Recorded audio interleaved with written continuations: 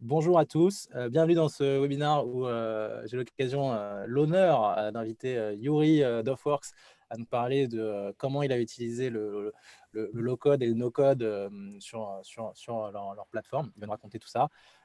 Les introductions, je suppose que vous me connaissez pas mal, donc je le fais maintenant. Et j'active le filtre Snapchat pour le faire. Voilà, vous admirez mes compétences en designer de filtres. Donc, Start the Fuck Up, studio d'innovation composé d'entrepreneurs. On accompagne des grands groupes, des PME, des startups et des primo-entrepreneurs à lancer leurs innovations. Et en particulier, en ce moment, on accompagne pas mal de startups et d'entrepreneurs sur tout ce qui est mise en place de projets low-code ou no-code. On a à la fois des e-learning qui sont sortis sur la plateforme de Germinal pour ceux qui voudraient se former en e-learning à toute la manière d'automatiser ces process avec Airtable, Zapier, des choses comme ça, ou lancer des MVP avec des constructeurs d'applications. On a sorti un e-learning sur la plateforme de Germinal. Et on a une offre sur notre site web qui s'appelle Maker, mais vous pouvez m'envoyer des emails en direct, qui consiste à vous accompagner sur la mise en place, la prise en main, voire le déploiement, le run et le développement de solutions no-code ou low-code pour vous ou votre entreprise. On va commencer, maintenant que tout le monde est arrivé, je vais rappeler juste les petites règles d'un webinaire sur Zoom. Vous avez le chat qui vous permet de communiquer essentiellement entre participants. Donc, pour que ça marche bien, il faut changer la petite box bleue où il y a marqué dans le chat tous les conférenciers. Il faut la changer à tous les conférenciers et les participants pour que tout le monde voit votre message. Sinon, en fait, il n'y a que nous qui allons voir votre message. Et vu qu'on est en train d'interagir, le chat, ce n'est pas le meilleur moyen pour nous de suivre. Par contre, si vous avez des questions à poser, il faut aller dans la fonctionnalité de Zoom qui apparaît dans votre petit menu qui s'appelle Q&A pour questions et réponses en anglais. Et donc, vous allez pouvoir ici poser les questions, voir les questions qui ont été posées au fil de l'eau et pouvoir upvoter les questions et les commenter, etc. Donc, utilisez vraiment cette fonctionnalité-là. Si vous avez une vraie question, on aura du mal à regarder le chat pour répondre aux questions. Alors, je répéterai ces instructions un peu plus tard dans le webinaire. Là, on est 32, s'il y a d'autres gens qui arrivent. Let's go maintenant. Bonjour Yuri. Bonjour à tous. Est-ce que tu peux te présenter Offworks? Yes. Alors moi, c'est Yuri, Y-U-R-I. Je suis cofondateur et président d'Offworks. Je suis product designer, low-codeur, à mes heures perdues, motard, tennisman, amateur de burgers, bientôt papa. S'il y en a parmi vous qui, après ce webinaire, veulent aller rouler, se faire un petit tennis, bouffer un burger et changer des couches, vous êtes les bienvenus.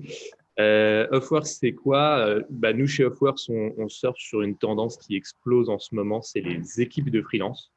C'est-à-dire, on réunit une communauté de freelanceries sur le volet et on permet à des clients, des entreprises de les solliciter autour de leurs projets. C'est-à-dire qu'on, par rapport à d'autres plateformes qui existaient avant nous, qui se sont développées entre 2010 et 2020, nous, on a une approche qui n'est pas forcément je cherche un développeur, je cherche un designer, je cherche un gros hacker. Nous, c'est plutôt je cherche à faire mon e-commerce. Donc, j'ai besoin d'une équipe complète de chez complète avec tout le monde dedans. Et nous, on permet à des freelances de s'assembler sous cette forme-là, de s'appuyer du coup sur nous, sur nos services pour répondre à ces demandes-là. On a, je pense, le panier moyen le plus élevé du marché des plateformes parce qu'on est sur un panier moyen à 20K. Donc, on adresse vraiment cette problématique de projet pour des entreprises et on vient plutôt concurrencer des structures traditionnelles type agence, SS2I ou cabinet de conseil. On est notamment une très très bonne solution pour les projets justement assez transverses qui nécessitent pas mal de compétences. Et l'équipe de freelance, c'est une vraie nouvelle solution, tant côté entreprises qui ont envie de faire des projets différemment que pour des freelances qui souhaitent plus forcément bosser sur un prisme individuel un peu à la mission, mais qui ont envie d'être sur des gros projets comme s'ils avaient une boîte et sans avoir besoin de le faire.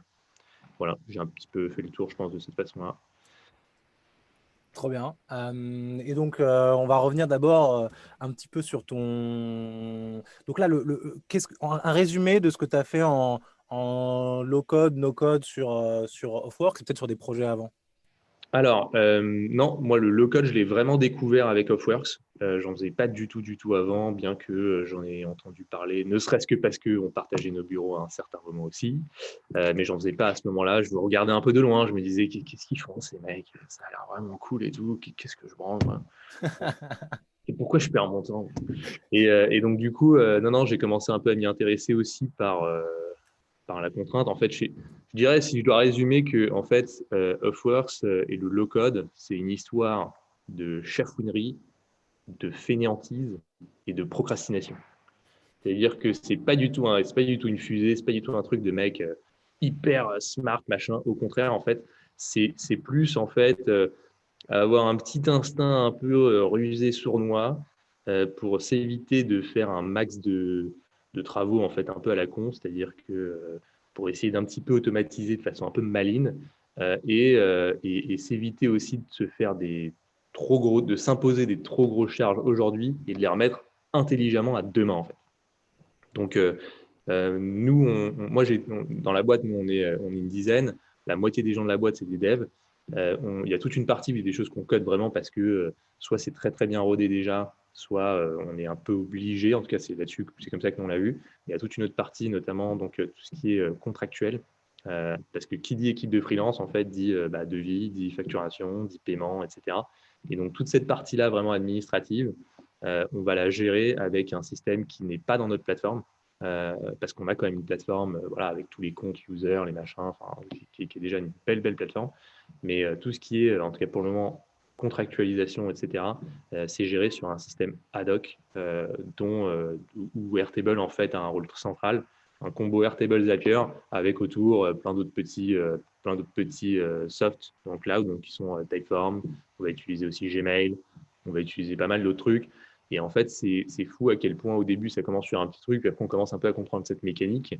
Et j'ai fini par le brancher pour automatiser des travaux que faisait mon cabinet d'expert comptable parce que le mec, il voulait m'augmenter les prix. Et sauf que moi, je lui ai dit, mais attends, tu fais quoi vraiment en fait? Il m'a dit, bah voilà, il faut reporter les machins. Et là, j'ai fait, ah, reporter. Donc, du coup, ça a pu rentrer dans le game de ce truc-là aussi. Donc, ça me permet d'avoir à la fois une croissance de ouf, de complexifier mes opérations, mais en même temps, comme c'est automatisé, parce que la compta, c'est ni plus ni moins qu'un truc qui peut s'automatiser à mort, en fait. Du coup, ça me permet d'avoir à la fois cette croissance-là, mais d'avoir un coût qui est devenu un coût fixe chez le contact, parce que pour lui, ça ne se traduit pas par une augmentation en charge, par exemple. Et bon, ça, je pourrais le détailler un petit peu plus, je Tout pense, à fait. à Donc travers ce voilà, on webinaire. va parler pas mal de. Donc voilà, donc on va rentrer dans tout ça. Et donc si vous avez des questions, mettez-les dans le Q&R. Je répète, n'hésitez pas à les poser en avant sur plein de sujets, sur le no-code, sur l'histoire de Yuri. Vous pouvez y aller. Le chat, ce sera assez difficile pour nous de regarder vraiment pour des questions. Donc, à la base, toi, avant tout ça, donc, avant de créer Offworks, tu n'es pas développeur. C'est quoi tes compétences? Enfin, Alors, en fait, moi, qu'est-ce que j'ai tu as fait fait? une école À qui part manger s'appelle. des burgers. Ah non, manger des burgers, ça c'était dès le biberon, si tu veux. Donc, mais bon, c'est pas du tout le sujet du webinaire. Du coup, non, moi, avant de lancer Offworks, en fait, j'étais étudiant. Hein. Moi, je suis assez jeune, j'ai 26 ans aujourd'hui. Donc voilà, je faisais partie d'une école qui s'appelle la Web School Factory, qui est une école plutôt cool dans le sens où je trouve, moi personnellement, eux, ils se vendent comme une école du digital, machin. Moi, je trouve que c'est une école de commerce qui est assez à jour parce qu'il y a un tronc commun et ensuite après trois grands piliers qui sont le design, la tech et le biz, mais vraiment le biz à la mode de 2020, quoi. Et donc, c'était assez bien fait là-dessus. Moi, je suis pas allé au bout de l'école parce qu'effectivement, je montais cette boîte et que ça commençait à décoller. Donc j'ai arrêté mes études avant de terminer. Et c'est une école, en fait, qui permet d'apprendre très, très rapidement ce qu'il y a de plus pointu sur l'état de l'art d'aujourd'hui en termes de design, de tech et de biz. Donc, alors, tout en restant, en fait, un profil assez généraliste. Donc, du coup, je faisais pas mal de free en design parce que là-bas, c'est un truc sur lequel je me suis pas mal intéressé. Et je faisais pas mal de free en design. Je prenais des projets que je maîtrisais pas forcément aussi. Je faisais du motion, je faisais des trucs je mettais en place des sites WordPress. Enfin, je pense que beaucoup de monde sont passés par là. Et en fait, c'est un peu, Donc, quand il y même une a, expérience de bidouilleur du digital. Dès je le suis début. un peu un bidouilleur du digital. Ça fait un peu, limite, c'est très bizarre comme expression. Ça fait limite un peu, tu vois, bidouilleur, tu vois, genre je bidouille des trucs, tu vois. Ça fait pas fiable du tout, machin. Mais quelque part, en fait, c'est un peu cet esprit-là, si tu veux, J'accepte de faire des trucs que je ne sais pas forcément faire, mais je compte plus sur ma capacité à apprendre que ce que je suis sûr de savoir vraiment faire à un instant T, quoi. Et tu as fait Donc, beaucoup de design, donc de maquettes sur Sketch, ouais, maquette UX, au début UI. sur Photoshop, quand j'y Des- repense, ça me donne envie de vomir, c'est vrai. Et en fait, ouais, c'est marrant, Adobe, ils n'ont pas forcément bien pris, je trouve, le virage du design et des UI, même si aujourd'hui ils ont XD, je ne suis pas Les allé dessus. XD, il y a beaucoup de gens qui adorent. Ouais. J'ai été happé par Sketch. J'aime bien aussi Figma. J'essaie de tout passer sur Figma en ce moment. C'est un peu Mm. compliqué parce que la plateforme est assez conséquente. Mais voilà. Mais donc, du coup, ouais, je faisais pas mal de prestats là-dessus. Et puis, à un moment donné, voilà, j'ai monté cette boîte-là. J'ai monté cette boîte-là. Et c'est vrai que les trucs dont on se rend compte quand on a une grosse mission, parce qu'en fait, Force, on est sur une vision qui est super forte, qui est de dire, bah, on va créer un partenaire, on va créer un écosystème où il y a des free qui peuvent créer des équipes. Ça embarque énormément de problématiques parce qu'aujourd'hui, créer une équipe de free, ça ne se fait pas comme ça, quoi. Mais c'est ce qui fait la valeur d'une plateforme. Plus elle permet de faire quelque chose qui est un peu compliqué à faire sans la plateforme, plus elle a de la valeur. Donc il fallait aborder plein de sujets. Et évidemment, quand on a des ressources qui sont limitées, je pense que n'importe qui, n'importe quelle boîte, il faut trouver des solutions. Il faut trouver des solutions qui vont permettre de shipper un maximum de valeur ajoutée avec le minimum d'investissement. C'est là où le Donc, low-code et entre donc, les deux.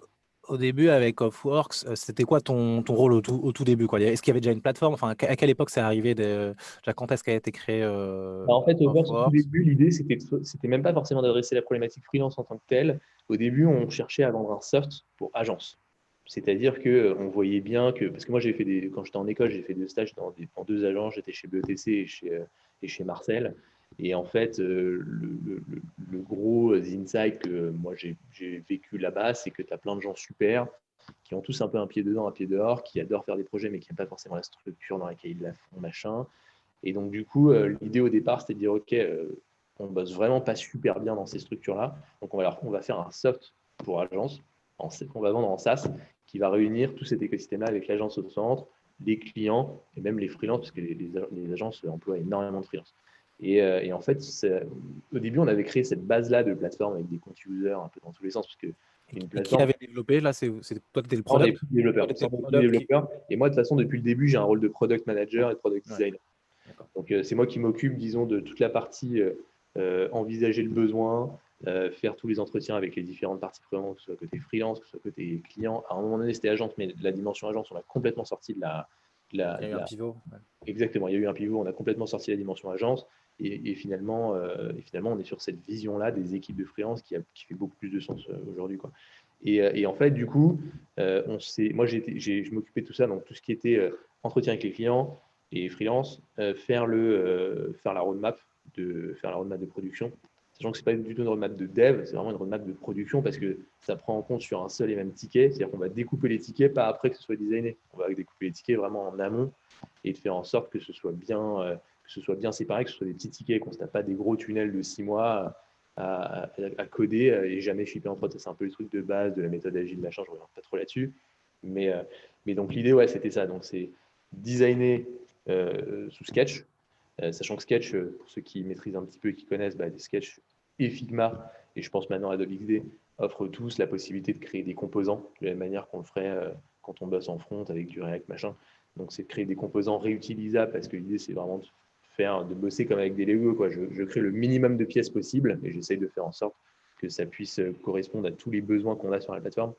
Là, tu es sur le site, tu n'es pas exactement sur le.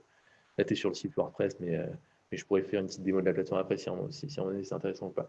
Mais Ouais. en gros, voilà, créer vraiment des composants. Là, typiquement, on a des composants produits. À chaque fois, c'est les mêmes. À chaque fois, c'est la même façon de présenter le prix, etc., avec des variantes éventuellement. Mais l'idée, c'est de bosser comme ça et de rationaliser un max. Et en fait, ça, c'est plus un état d'esprit qu'une compétence parce que l'idée, c'est d'avoir le plus possible en faisant le moins possible.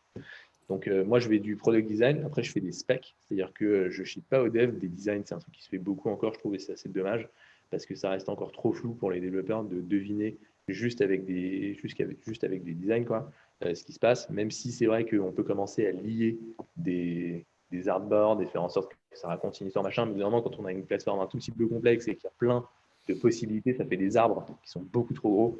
Donc, du coup, là, un bon doc de spec en mode écrit et surtout comprendre ce qui se passe en base de données, machin, ça devient intéressant. Et c'est ce qui fait moi, j'écris des specs où c'est presque du pseudocode, en fait. C'est du prêt à coder pour les développeurs.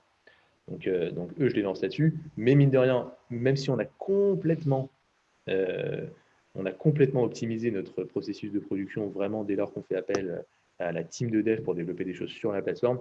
Ça donne quand même une très bonne idée de. Au bout d'un moment, quand c'est bien rodé, on a une idée de ce qu'on appelle la célérité, c'est-à-dire à quelle vitesse l'équipe de dev est capable de coder tel ou tel tronçon de la plateforme ou telle fonctionnalité. Et quand bien même ils sont super efficaces, à un moment donné, quand il y a beaucoup de trucs à faire, ça devient un peu, tu te dis, ok, je veux faire ça, comme il y a tous ces autres trucs-là à faire avant qui sont plus prioritaires, ce truc-là, je ne l'aurai pas avant 6 mois. Et c'est là où le code devient intéressant, c'est que ça permet de commencer à se dire, ok, les devs, ils sont sur des chantiers qu'on ne peut pas faire autrement, et moi, je vais prendre tout un tronçon moi-même, sans forcément être développeur, mais en connaissant un petit peu, savoir comment ça fonctionne. Je peux commencer, moi, à prendre en charge et développer tout un lot de la plateforme, même si après, derrière, on va pouvoir le connecter parce que toutes ces API, des principes, c'est qu'elles sont ouvertes. Donc, on va pouvoir le connecter à notre plateforme et limite créer une expérience où les clients et les free ne voient pas trop en fait, c'est plusieurs écosystèmes derrière. Et ça permet d'alléger la team de dev, ça permet de tester des trucs. Ça a énormément d'avantages. Et là, aujourd'hui, nous, on est dans une situation où ça y est, maintenant, ce chantier-là, je l'ai démarré en 2019, donc avec Airtable, Zapier, etc., que je vais pouvoir détailler après. Et là, je suis dans l'année maintenant 2021, où ça fera à peu près 2 ans en août prochain.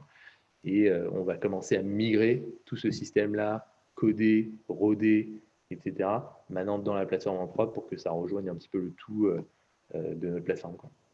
Trop cool. Il y a des questions sur Refork, donc votre équipe, tu as dit que vous étiez une dizaine de personnes aujourd'hui. Je pense que c'était la taille qu'il y avait pendant les 2 dernières années à peu près. Il y avait quoi comme autre rôle que dev dans votre équipe? En fait, dans l'équipe technique ou dans l'équipe. Je pense dans l'équipe en général. Alors, nous, on est une boîte qui est assez. Qui a vraiment deux faces. C'est-à-dire qu'on a une équipe technique avec vraiment le CTO. On a un CTO, 3 développeurs. Parmi les développeurs, à part le CTO, on a un dev front, dev back et un full stack. Donc, s'ils nous regardent, mais je pense qu'ils ne nous regardent pas puisqu'ils sont dans la salle à côté, je sais ce qu'ils font. Je les salue quand même. Je salue Romain, Alexandre, Jonathan et Thibaut. Salut les gars, je vous aime. Mais en gros, moi, je me charge de toute la partie product manager, product design. Donc, côté tech, c'est tout. C'est vraiment nous. Après, moi, je vais faire intervenir quand même tout le reste de la boîte, à savoir des gens côté commercial, côté sélection et gestion de la communauté de freelance. Donc, vraiment, il y a une partie, disons que c'est une boîte à deux faces, une partie très biz et une partie très tech. Et moi, en gros, je suis un peu pivot sur les deux, quoi. Je vois qu'il y a une autre question, je ne sais pas si j'y réponds tout de suite sur le Vas-y. des devs. Est-ce que je prends en compte le niveau des devs pendant le maquettage? C'est une question qui me. Très honnêtement, non. En fait, je me pose me pose pas vraiment la question du niveau des devs. Je me pose pas vraiment cette question-là parce que grosso modo, on fait pas des trucs de fou. En fait, on fait une plateforme qui est assez simple, qui embarque des technologies, voilà, où il y a déjà pas mal de trucs enfin, c'est assez rodé, quoi. En fait, nous, notre back il est sur Ruby, on est sur du front avec du React. On n'est pas en train de faire de l'IA ou des trucs comme ça. Donc moi, mes devs, je considère qu'ils savent coder. J'ai un CTO qui est très senior, j'ai des développeurs qui sont très très bons, même si je dirais pas qu'ils sont seniors ou quoi. Mais je pense même plus vraiment à cette façon de voir les choses. Je sais juste que, en gros, ils savent coder et je sais ce que je peux leur donner, mais j'ai pas l'impression d'avoir de contraintes là-dessus parce que bon, j'ai fait peut-être un bon recrutement, ça marche bien, on bosse bien ensemble. Ils savent me challenger en fait sur les specs et les sketchs parce qu'on bosse vraiment ensemble. Au début, même aujourd'hui, on est tellement rodé qu'on se pose sur la question, mais au début, c'est vrai que je pouvais demander à ce qu'il y ait des trucs qui soient codés, qui soient un peu compliqués inutilement, alors qu'en fait, il y avait des façons plus simples de le faire. Mais quand on bosse vraiment main dans la main, en fait, et que la communication est super, il n'y a pas ce côté je te passe le bébé, maintenant démerde-toi. On sait penser ensemble les fonctionnalités et la roadmap de façon à ce que ce soit super fluide, quoi.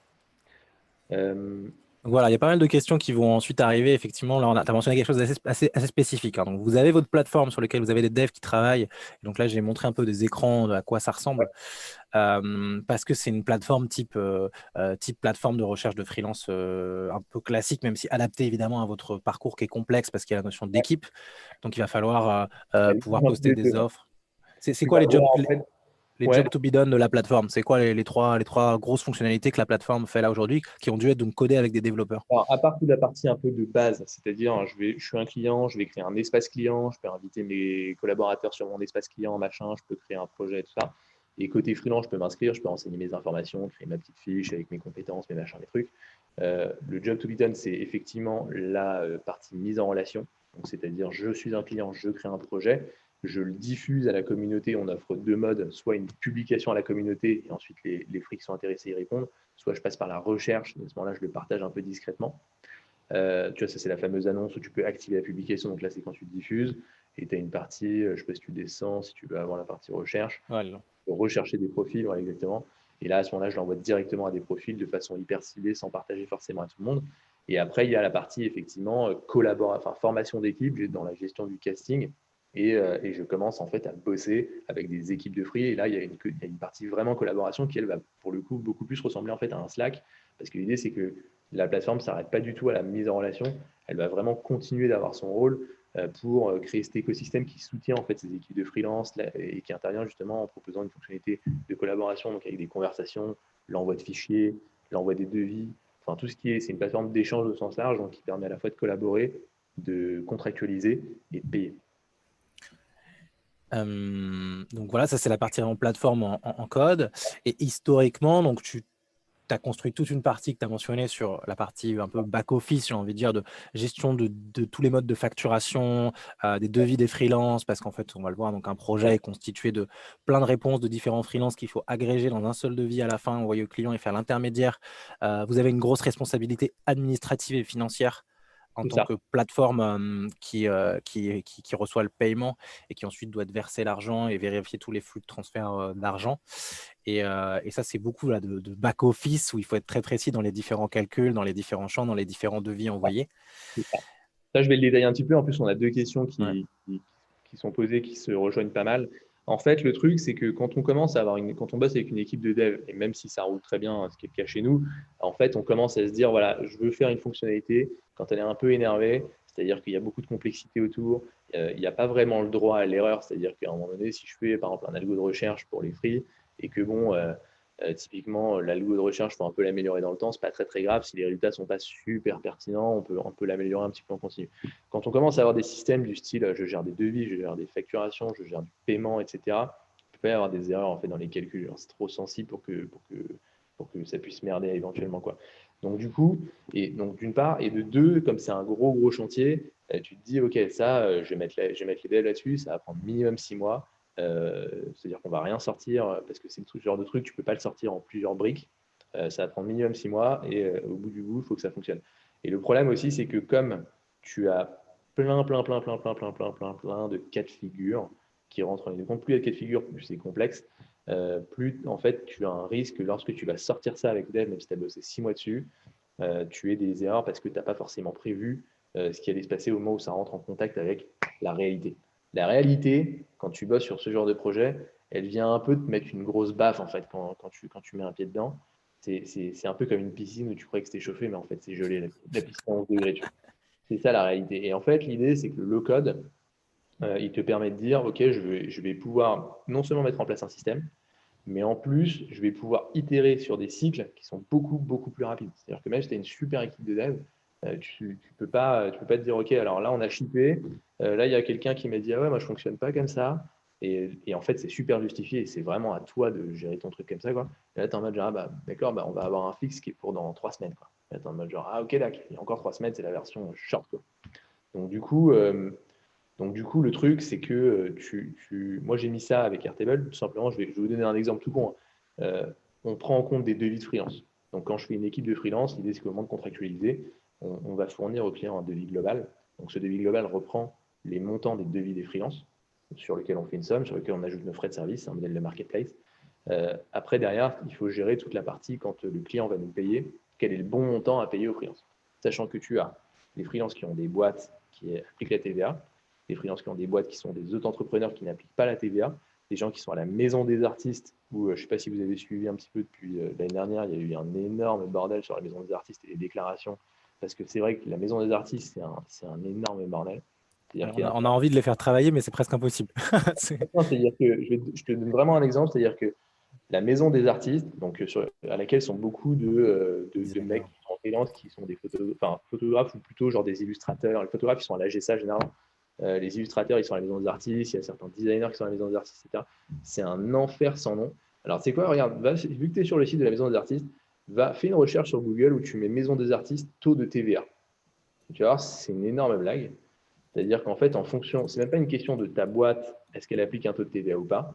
C'est une question de, en fonction de ce que tu vends, tu es censé appliquer un taux de TVA qui diffère. Voilà, tu vois le truc. Donc, quand tu vends une œuvre originale, machin, le taux que tu dois appliquer, c'est 5,5. Quand tu fais de la cession de droit d'auteur, c'est 10%, et pour tous les autres cas, c'est 20%. C'est-à-dire que, et imagine que tu fais un seul devis dans lequel il y a ces trois cas de figure. En fait, tu es censé faire trois devis différents. Enfin, c'est un enfer. C'est-à-dire qu'ils ont pris les artistes qui sont les mecs qui gèrent le moins Ouais, possible, le moins bien le bordel, et c'est à eux qu'ils ont mis le plus de complexité au monde. Donc, en gros, tu fais un système où déjà, il faut que tu fasses le tri entre les cas que tu acceptes. Typiquement, nous, au Force, on ne bosse pas avec des mecs qui sont en situation de précompte. Si tu tapes maison d'artiste, situation de précompte, tu vas voir c'est une encore plus grosse blague. La situation de précompte, pour ceux qui ne savent pas, en gros, c'est la maison des artistes. Donc, toute boîte, normalement, elle fait son bise et puis après, elle paye auprès de l'URSSAF des cotisations. Okay, et chaque boîte se démerde pour ses propres cotisations. La maison des artistes, ils ont dit, ah ouais, les artistes, ils sont un peu nazes pour payer leurs cotisations. Du coup, on va faire un truc. C'est leurs clients qui vont payer les cotisations à leur place. Ouais. C'est-à-dire que l'artiste, il doit faire sa facture et il doit, en dessous, faire un tableau avec les assiettes de calcul de l'année, parce qu'en plus, ça change tous les ans. OK, toi, tes clients, moi, mon devis, il est à 1000 balles, ma facture, elle est à 1000 balles, mais en fait, comme moi, je ne vais pas payer moi-même mes cotisations à l'URSSAF, c'est toi, client, qui va le reverser, toi, à l'URSSAF dans ta déclaration. Et d'ailleurs, l'assiette de calcul par rapport à mon montant, c'est tant, et il faut que tu rajoutes ça à ta facture, ou c'est genre 200 balles. Et c'est les clients qui doivent comprendre comment calculer, c'est les clients qui doivent créer leur compte à la maison des artistes pour pouvoir déclarer.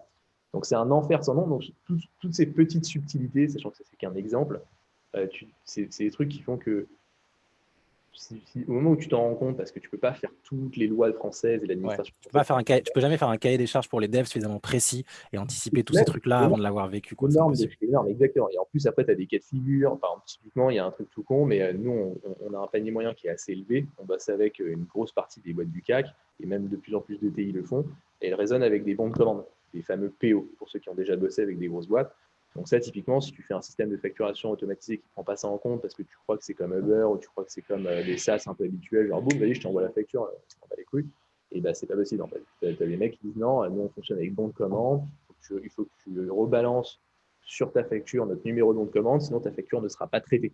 Donc ces genres de trucs, ça, en fait, tu vois, sur Airtable, tu découvres ça, le mec il t'envoie ça la première fois, tu es en mode genre, bon vas-y, c'est pas grave, je crée une colonne, numéro de bon de commande, boum, je le récupère, tac, tac, tac, je permets au client de le rentrer, ça se répercutera lorsque la facture sera émise avec le système, et hop, ça y est, quoi. C'est bon, c'est fait.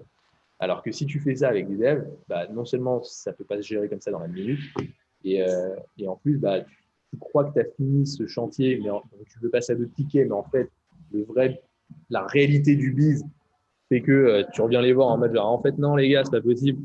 On revient sur ce chantier, on a oublié ce machin. Et le côté incrémental est impossible, c'est trop long en fait. Donc du coup, Airtable, ça permet vraiment de se dire, Airtable, Zapier, machin, ça permet vraiment de se dire, ok, je lance une V1 avec tout ce que je connais.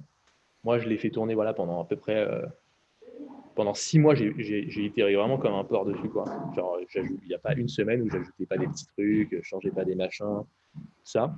Après 6 mois, 9 mois, ça a commencé à se stabiliser. Et là, ça fait à peu près 1 an que j'ai plus aucun retour dessus parce que j'ai une base qui est vraiment ISO, quoi. C'est-à-dire, genre, ça fonctionne. Dans tous les cas que j'ai choisi de prendre en compte, j'ai plus de surprises aujourd'hui. Je gère plus des cas bizarres, machin. Et j'ai une base de données complètement structurée que maintenant, en fait, je peux filer aux devs avec des specs qui sont déjà faites pour que maintenant on puisse le recoder avec beaucoup plus de sérénité dans notre propre environnement, en fait.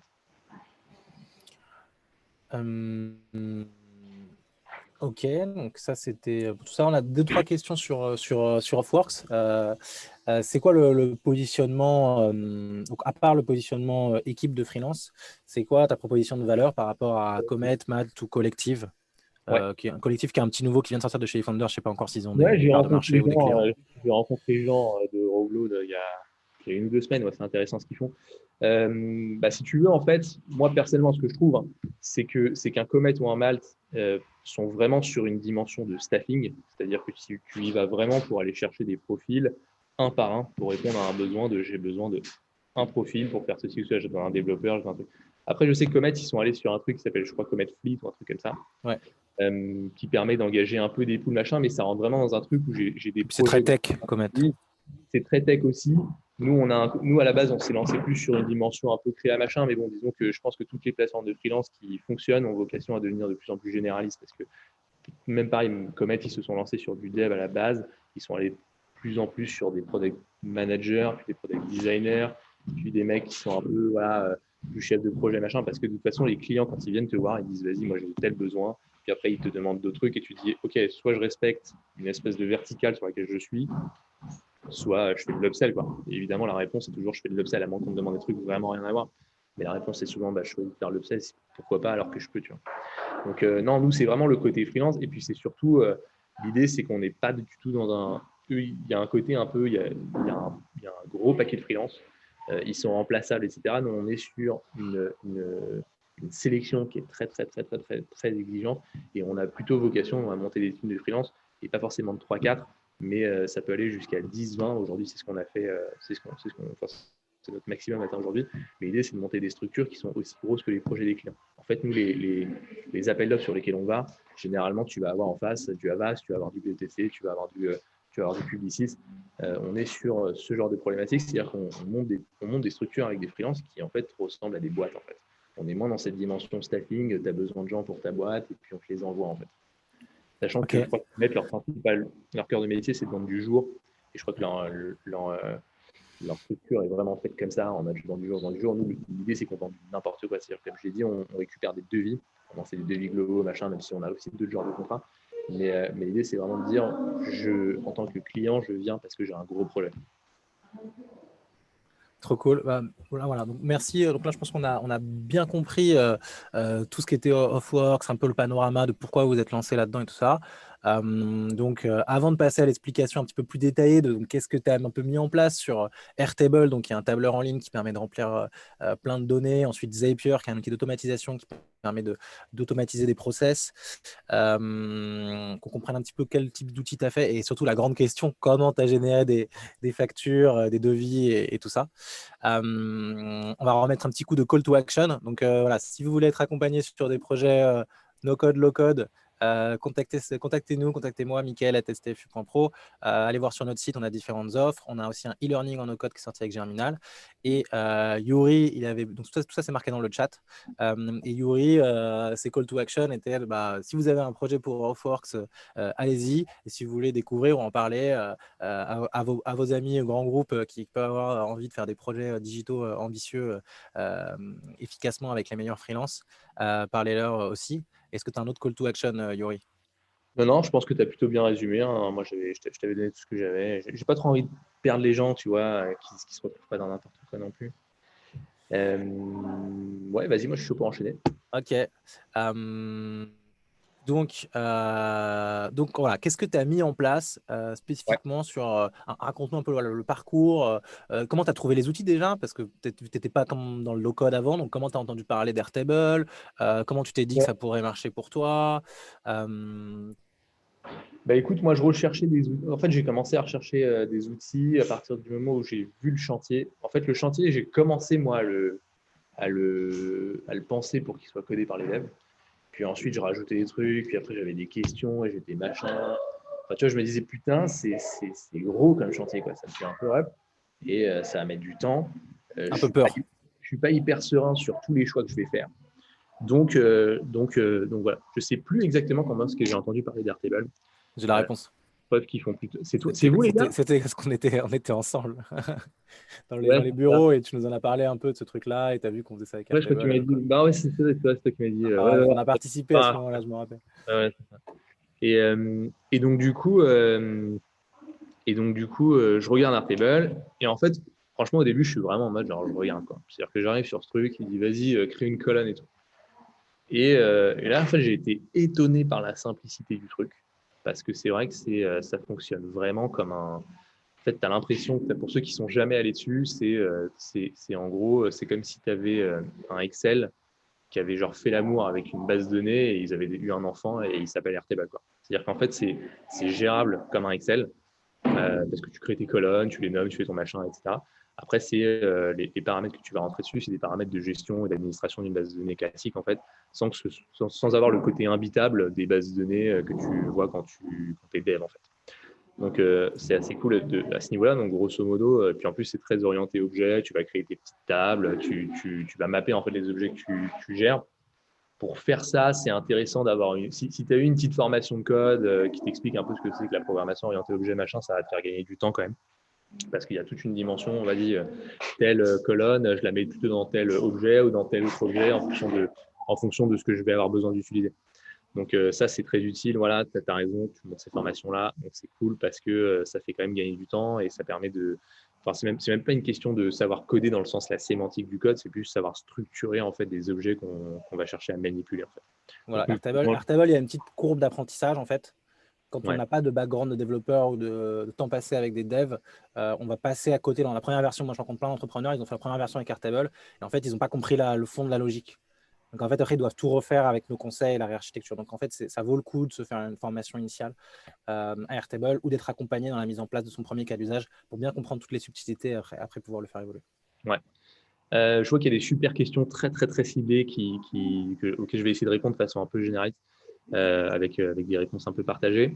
En gros, alors déjà, il y a un truc, c'est que du coup… À quelle question tu réponds? Répète peut-être la En fait, je question. réponds un peu aux trois. C'est-à-dire que la première question, elle demande en fait, c'est quoi notre mix d'outils, machin, etc. Ça, je vais y répondre. La deuxième, elle demande si sur quel sujet en fait, je me suis dit ça, je dirais que ce soit du dev. Et la troisième, elle demande en fait pourquoi est-ce que je rebascule ce que j'ai fait dans une stack no-code vers la stack complexe du dev. Donc, c'est trois super questions et je vais essayer de faire une réponse en 3 temps qui répond à chacune de ces questions. Alors, attention, les gars. C'est parti. Alors, à la première question, c'est déjà, en fait, je mets en place une base de données Airtable dans laquelle je vais mapper tous les objets que je cherche à gérer. Donc, moi, typiquement, il s'agit de faire des projets dans lesquels il va y avoir des équipes de free. Donc là, je gère que la partie contractualisation. Donc, ça veut dire que je ne vais pas gérer des users, je ne vais pas gérer des portfolios de free où le client aurait besoin de regarder. Tout ça, c'est déjà inclus dans la base de données de la plateforme. Donc, du coup, moi, je vais gérer des projets. Donc, à la base, je vais avoir un objet projet qui va être un peu un objet central parce que c'est un objet structurant en fait dans la plateforme. C'est aussi une des grosses différences qu'on a avec, par exemple, un Malte.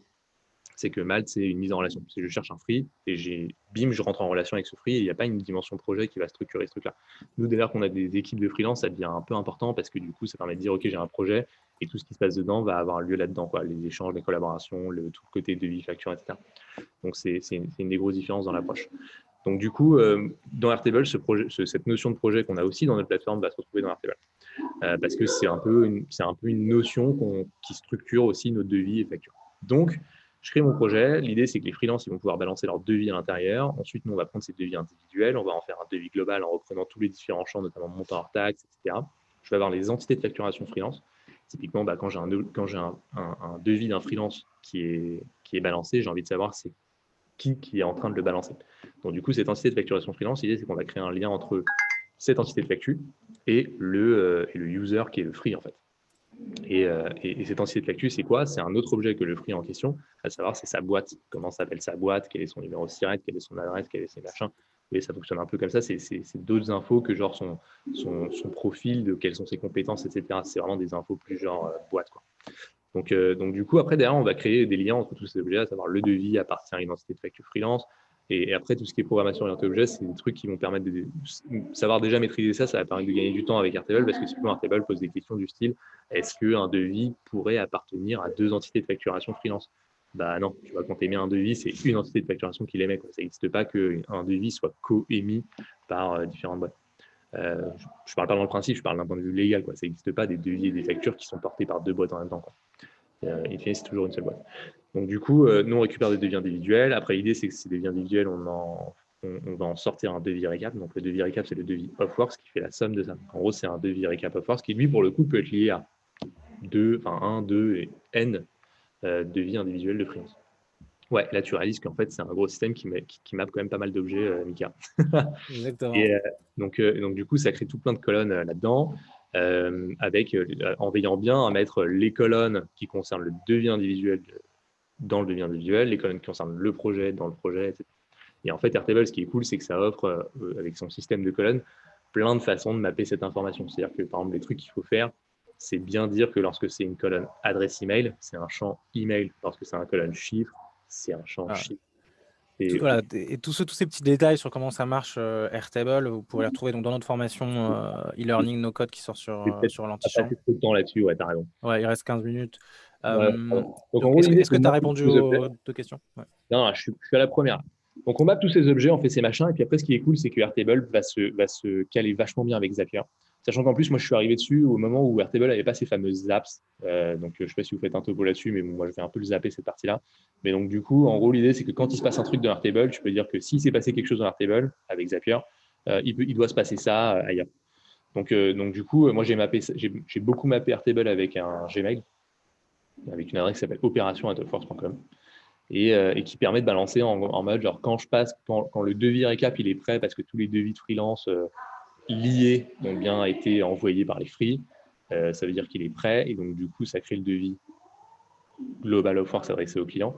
Et bah ça, quand on a cette info de il est prêt, c'est un status, une colonne status, donc un multi-select, enfin qui est un single select d'ailleurs, et bah ça balance un mail Gmail automatisé avec les adresses mail des clients liés et machin au client avec bonjour, voici le devis machin avec tel et tel free à l'intérieur pour un montant de X, pour l'accepter, faites ceci, cela. Donc en gros, c'est sur ce même principe-là. Et pareil, pour que les free envoient leur devis, j'ai utilisé des formulaires de chez Typeform. Donc c'est hyper simple, hein. On crée un formulaire Typeform, on balance des questions, et puis après on fait un Zapier qui dit quand j'ai une nouvelle soumission de ce formulaire avec Typeform, je vais peupler une ligne sur Airtable avec les réponses à ce form. Donc, typiquement, un free qui veut envoyer un devis, il passe par un formulaire Typeform qui va dire alors, ça, c'est mon devis, boum, je te mets la pièce jointe, boum, je te renseigne le montant hors taxe, boum, je te renseigne toutes les infos qui concernent le devis.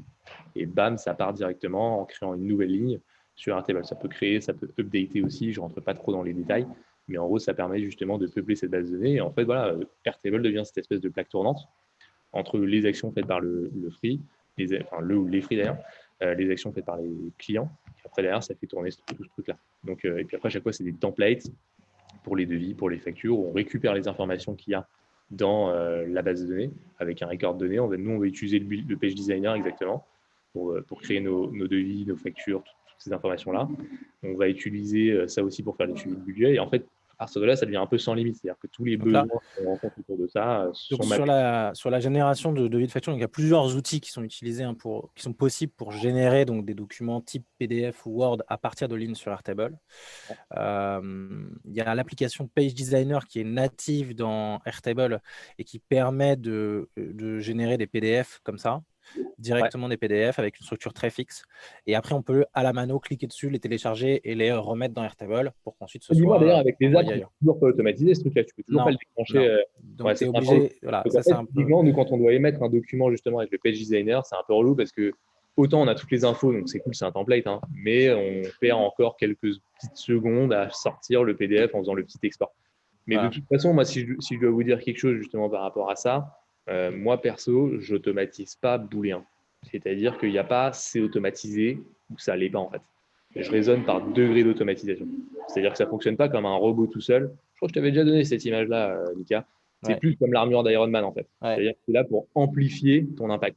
Donc si je dois vous donner des chiffres, moi aujourd'hui tout ce système-là avec tout Zapier, moi j'aime bien Zapier parce que du coup il sait te caresser dans le sens du poil une fois que tu es rentré un peu dans ce game. Moi Zapier toutes les semaines il m'envoie d'ailleurs le samedi matin très tôt au réveil, ça me fait kiffer le nombre de tasks que j'ai automatisés par semaine. Et je suis entre 500 et 600 selon les semaines. Donc ça fait plus de 2000 par mois. Et en fait, typiquement, si c'est des trucs que je devais faire à la mano, ce serait genre, j'aurais déjà pris 2 assistantes, genre 3 assistantes, genre à l'année. Parce que c'est impossible sinon, quoi. Donc, moi, je vous invite vraiment à pas forcément dire, ah, est-ce que c'est automatisé ou est-ce que c'est pas automatisé, juste pour le côté un peu fierté du truc, mais juste de commencer par raisonner, j'automatise degré pourcentage par pourcentage d'automatisation un système et j'essaye de m'approcher le plus possible du 100% parce que, en fait, pour savoir si quelque chose marche bien, il faut quand même pas mal le tester. Et des trucs où tu as un peu un doute, Ouais. donc tu vas mettre un petit truc un peu manuel à un endroit parce que tu as envie de vérifier. Et après, tu dis, bon, non, en fait, ça tombe tout seul et hop, Donc, tu l'automatises, quoi. donc Zapier, c'est le logiciel qui permet de connecter les différents outils, donc de dire à partir de ce qui se passe, un événement sur Airtable, là va déclencher telle et telle C'est ça. automatisation. Là, on vous a parlé d'un flow simple où il y a un nouveau truc qui arrive dans Airtable, donc ça envoie un email. Mais en fait, les apps, les automatisations de Yuri, elles contiennent plusieurs étapes intermédiaires avec des notifications Slack. Elles vont rechercher de l'info sur Airtable. Donc, on se trouve avec des automatisations comme ça dans Zapier avec 8, 10 étapes. Et chacune d'elles nous fait gagner un petit peu de temps. C'est ça. Pour revenir sur la génération de documents, donc toi, tu utilises pour certaines parties le page designer, donc tu dois C'est ça, ouais. Et après, j'ai mis en place un autre projet qui ne prend pas en compte les devis, mais qui va créer un nouveau type de contrat. C'est des contrats à la conso, en fait. C'est genre, je suis un client et je prends des free en mode, j'ai plus envie de faire de devis avec eux, j'ai envie de bosser avec eux tout le mois et juste recevoir une facture par mois. Donc, on a créé ce mode-là. Et en fait, pour celui-là, du coup, ça me faisait chier à chaque fois d'avoir le page designer parce que c'est un peu relou. Parce que là, c'est vraiment tous les mois la même chose qu'il faut rééditer et tout ça. Non, en fait, il faut l'éditer à chaque contrat, mais même, ça me faisait chier. En fait, le page designer, c'était un essai. Aujourd'hui, je ne l'ai pas rechangé, mais si j'ai un peu de temps, je le referai. Mais comme là, on va un peu switcher de système, du coup, je ne le fais pas. Mais en gros, j'utilise Google Doc pour ce type de contrat-là. Franchement, je referai le truc de devis, je le referai vraiment comme ça. En fait, Google Doc, c'est charmé parce que tu peux créer un Google Doc, tu le mets en page dans un Google Doc normal, en mode genre comme si tu faisais normalement. Tu utilises la fonctionnalité de tableau de Google Doc pour créer vraiment une mise en page. Ça se fait un peu comme pour des emails en fait. Et du coup, après, tu vas pouvoir exporter ça en HTML. Tu vois, par exemple, si tu vas, même pas sur l'intégration, mais si tu ouvres un Google Doc, tu mets n'importe quoi dedans, et après, derrière, tu fais download, bah, tu peux download la partie HTML. Et puis après, derrière, tu prends ce HTML, tu vas le foutre sur Zapier dans une automation en mode quand je fais ceci, je veux que ça crée tel doc.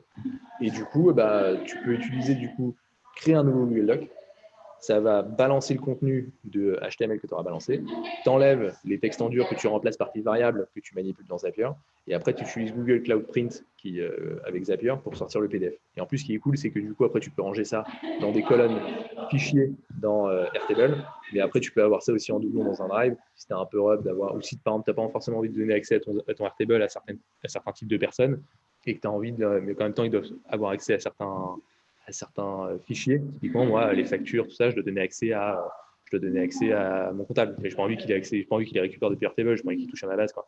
Donc, du coup, ça permet de stocker à la fois dans un DOS Drive et dans un DOS, et puis après, derrière, aussi sur ta plateforme Airtable.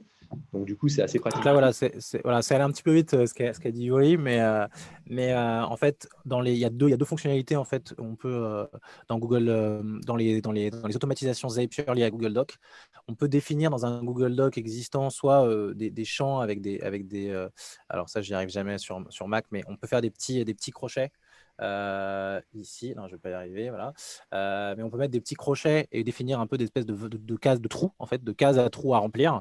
Et après, quand on va sélectionner ce document-là sur Zapier, on va pouvoir remplir le document avec les nouvelles valeurs que nous, on aurait tirées d'Airtable. Ça, c'est pour des remplacements simples. Et là, ce que fait et ce que nous suggère Yuri pour des remplacements plus complexes, c'est de faire tout le corps du message comme ça directement Google Doc avec des tables, avec des informations complexes.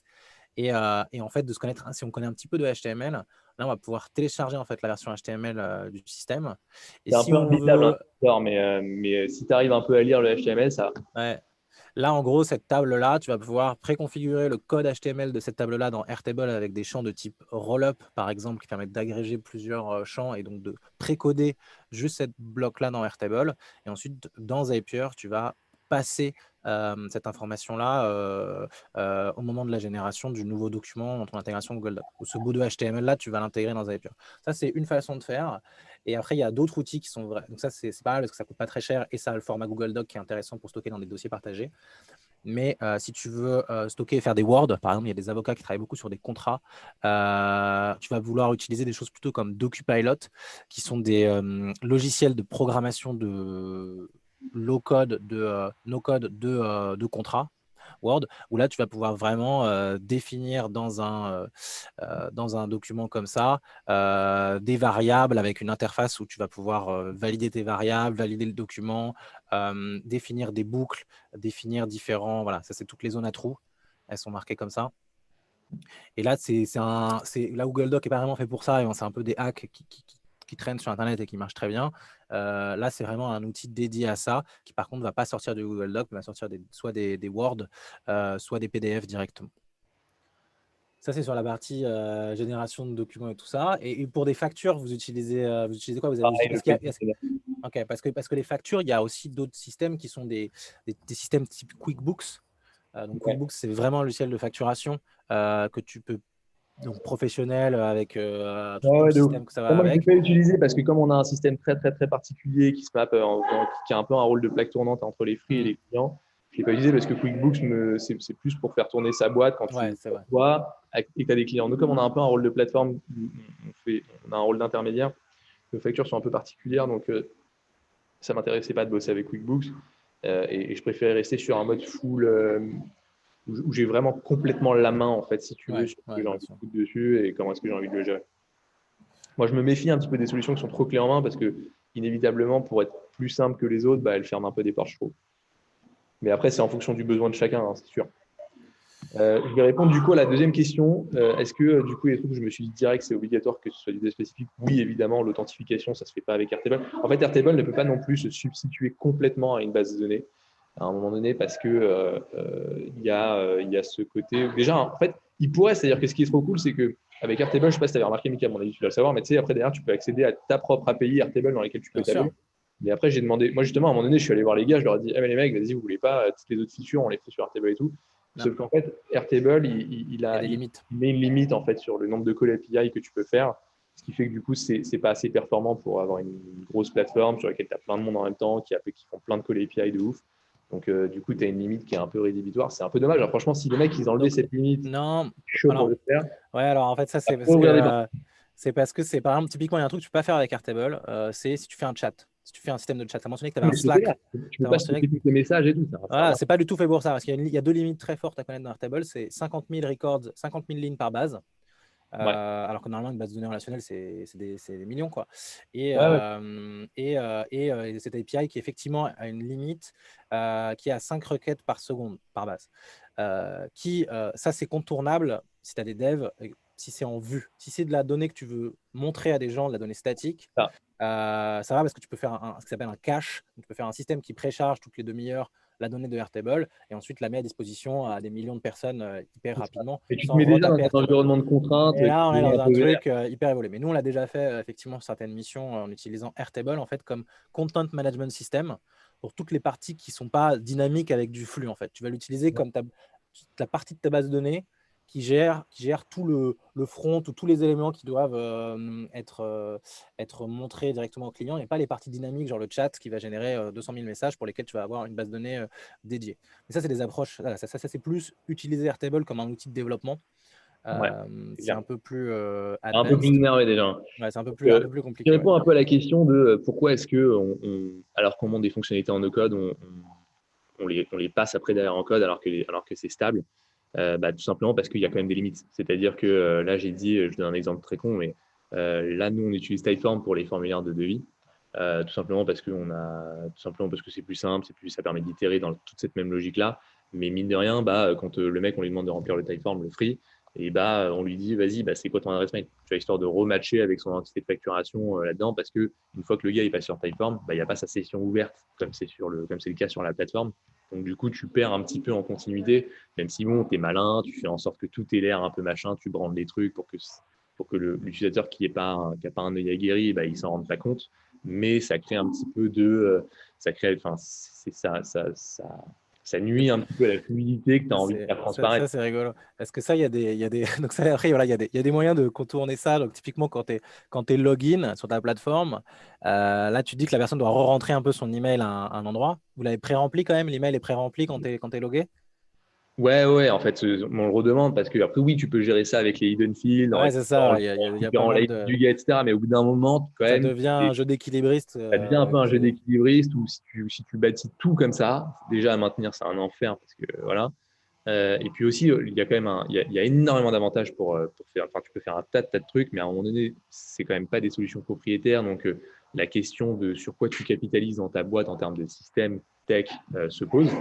Et ensuite, après, le jour d'ailleurs, c'était le cas la semaine dernière, le jour où Airtable est down, tu as un petit coup de sang quand même. Tu te dis, bon, qu'est-ce qu'on fait, quoi. Et donc, comme tu te bases sur plein d'outils, à un moment donné, quand il y a Zapier qui est down, tu as un coup de stress. Quand il y a Google qui a été down à un moment donné, c'était assez rare, hein, ça arrive peu, mais tu as un petit coup de stress. Je dis pas quand tu as un environnement propriétaire, c'est pas relou, ça n'arrive pas. Mais disons que au bout d'un moment, l'incendie d'OVH, par exemple, le montage de château de cartes, et il faut savoir recapitaliser sur le truc et créer quelque chose de robuste. Je trouve, en tout cas, moi, c'est ma stratégie. Après, ça se trouve, le low-code va continuer d'exploser comme c'est le cas à l'heure actuelle et ce sera de plus en plus robuste, hein, j'en sais rien.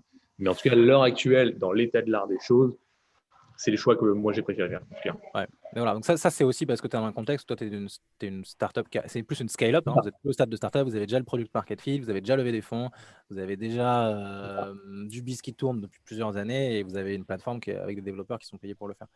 Donc Ouais, la question se pose, mais pour des gens qui sont au début de leur boîte, entre ah, mais de ouf. Moi, demain, je devrais monter autre 0 chose. et 2 Un ans, truc, réflexe low code direct. Réflexe low code.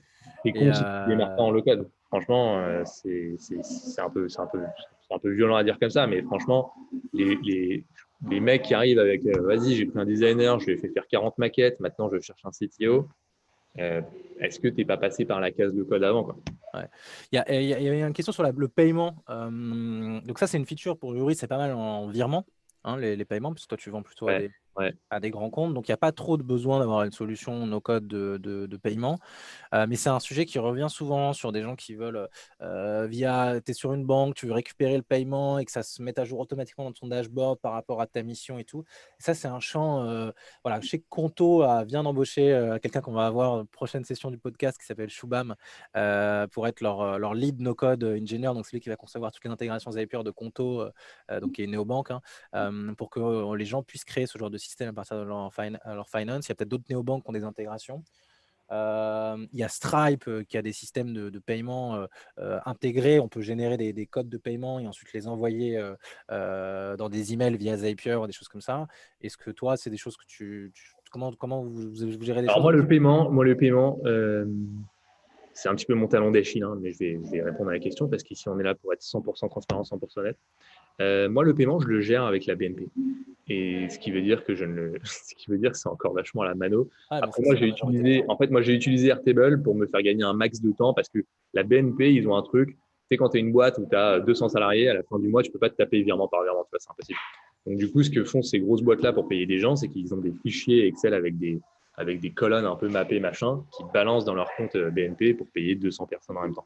Moi, j'ai un peu le même système, mais adapté au free, c'est-à-dire qu'en gros, j'utilise Airtable pour me faire ce document en fait au fur et à mesure et balancer tous les ordres de virement. Et après, je les balance dans le compte BNP manuellement, mais pour faire une espèce de bulk paiement, quoi. Parce que nous, on a mis en place un compte BNP pour le moment. Et c'est aussi une des raisons pour lesquelles on a envie de migrer le système. Parce que si moi, demain, bah, tu vois, moi, je suis motard, je l'ai dit au début, je crève en moto, sachant qu'il n'y a que moi qui ai les codes, moi, si bon, j'ai d'autres associés qui ont les pouvoirs d'avoir le truc, mais disons que c'est moi qui suis dédié à ce truc-là. Parce que je garde la main, etc. Évidemment, il y a un petit problème. Donc, du coup, tu vois, je peux pas partir en vacances plus de 2 semaines, tu vois, par exemple. Ça, c'est un peu con, mais en gros, c'est une réalité. Donc, typiquement, refaire le système dans notre environnement propriétaire aussi, c'est une façon de pallier aussi à ce problème-là parce que c'est la partie du process qui est le moins automatisé, parce que c'est beaucoup plus complexe en fait. Donc, du coup, l'idée, c'est de se plugger sur Stripe à partir du moment où on aura tout cet environnement-là réintégré dans l'écosystème de la plateforme. Trop cool. Donc là, on arrive à la fin du webinaire. On va rester encore 15 minutes si c'est OK pour toi, Yuri. Ah oui, pas de Pour problème. vos dernières questions et tout ça. Donc, il y en a pas mal. Comment tu fais pour ne pas te perdre entre tous les automatismes et les connexions entre les outils? Est-ce que tu as un mapping, tu fais de la doc ou alors c'est toi qui as toute l'intelligence dans la tête? Bah, en fait, je vais te dire franchement, les outils étant bien faits, si tu veux, c'est pas vraiment une question qui se pose. Tu vois, autant je fais des specs super précises pour les fonctionnalités de la plateforme parce que c'est pas quelque chose qui se voit visuellement, mais quand tu utilises des outils de no-code, à part le fait qu'ils se lient bien entre eux, etc., c'est des outils qui sont plutôt visuellement bien faits en fait. Ils sont bien designés. Donc, si tu veux, moi, quand je vais sur Zapier, j'ai pu créer mes petits dossiers, tu vois. Je sais pas si je peux partager mon écran. Je peux partager mon écran? Regarde, ouais. L'animateur a désactivé le partage C'est bon, d'écran. c'est bon, c'est bon. Voilà, vas-y. Vas-y, je vais prendre mon desktop. Où est-ce que c'est? Où est-ce que je vais aller? Voilà, tu vois, ça, c'est mon Zapier. Attends, je sais pas si on le voit là. On le voit là ou pas? Tu as cliqué sur partager? Ça va arriver, ouais, c'est bon. Donc, tu vois, ça, c'est mon Zapier. Bon, j'ai beaucoup de zaps. C'est-à-dire que là, typiquement, j'ai créé mon petit dos avec mes petits devis, contrats, factures en mode général. J'ai mon petit truc pour les quotes. Donc, typiquement, j'ai mes Zapier que j'ai bien nommés parce que c'est une question de nommage aussi, tu vois. Donc, Ouais. j'ai Invite Freelancer to send quotes. Bon, après, ils ne sont pas dans l'ordre exact du process, parce que j'ai commencé à mettre des numéros sur un autre truc, mais c'est dans une page. J'ai Send Global Code, j'ai Send Notification sur Trash Code, Quote Notice 15 days, 27 days, donc ça, c'est les relances quand on envoie à des clients des devis. On veut le relancer à 15 jours après émission, 27 jours après émission, C'est pareil pour les paiements quand on a envoyé des factures. On va dire, OK, payment notice 20 days, 30 days, 45 days, 60 days. Quand ils ont payé, on a une pay notice. Quand ils ont été payés, on balance au freelancer une payment notice. Donc, j'ai beaucoup de zap, avec à chaque fois, parfois un nombre assez élevé d'étapes entre les deux. Typiquement, sur la création de billing entities, j'en ai 24 parce qu'elle fait à la fois la création et l'update. Donc, ça part d'un typeform, ça fait un tas de trucs. Donc, in fine, si tu nommes bien, franchement, ça, c'est pas trop le bordel.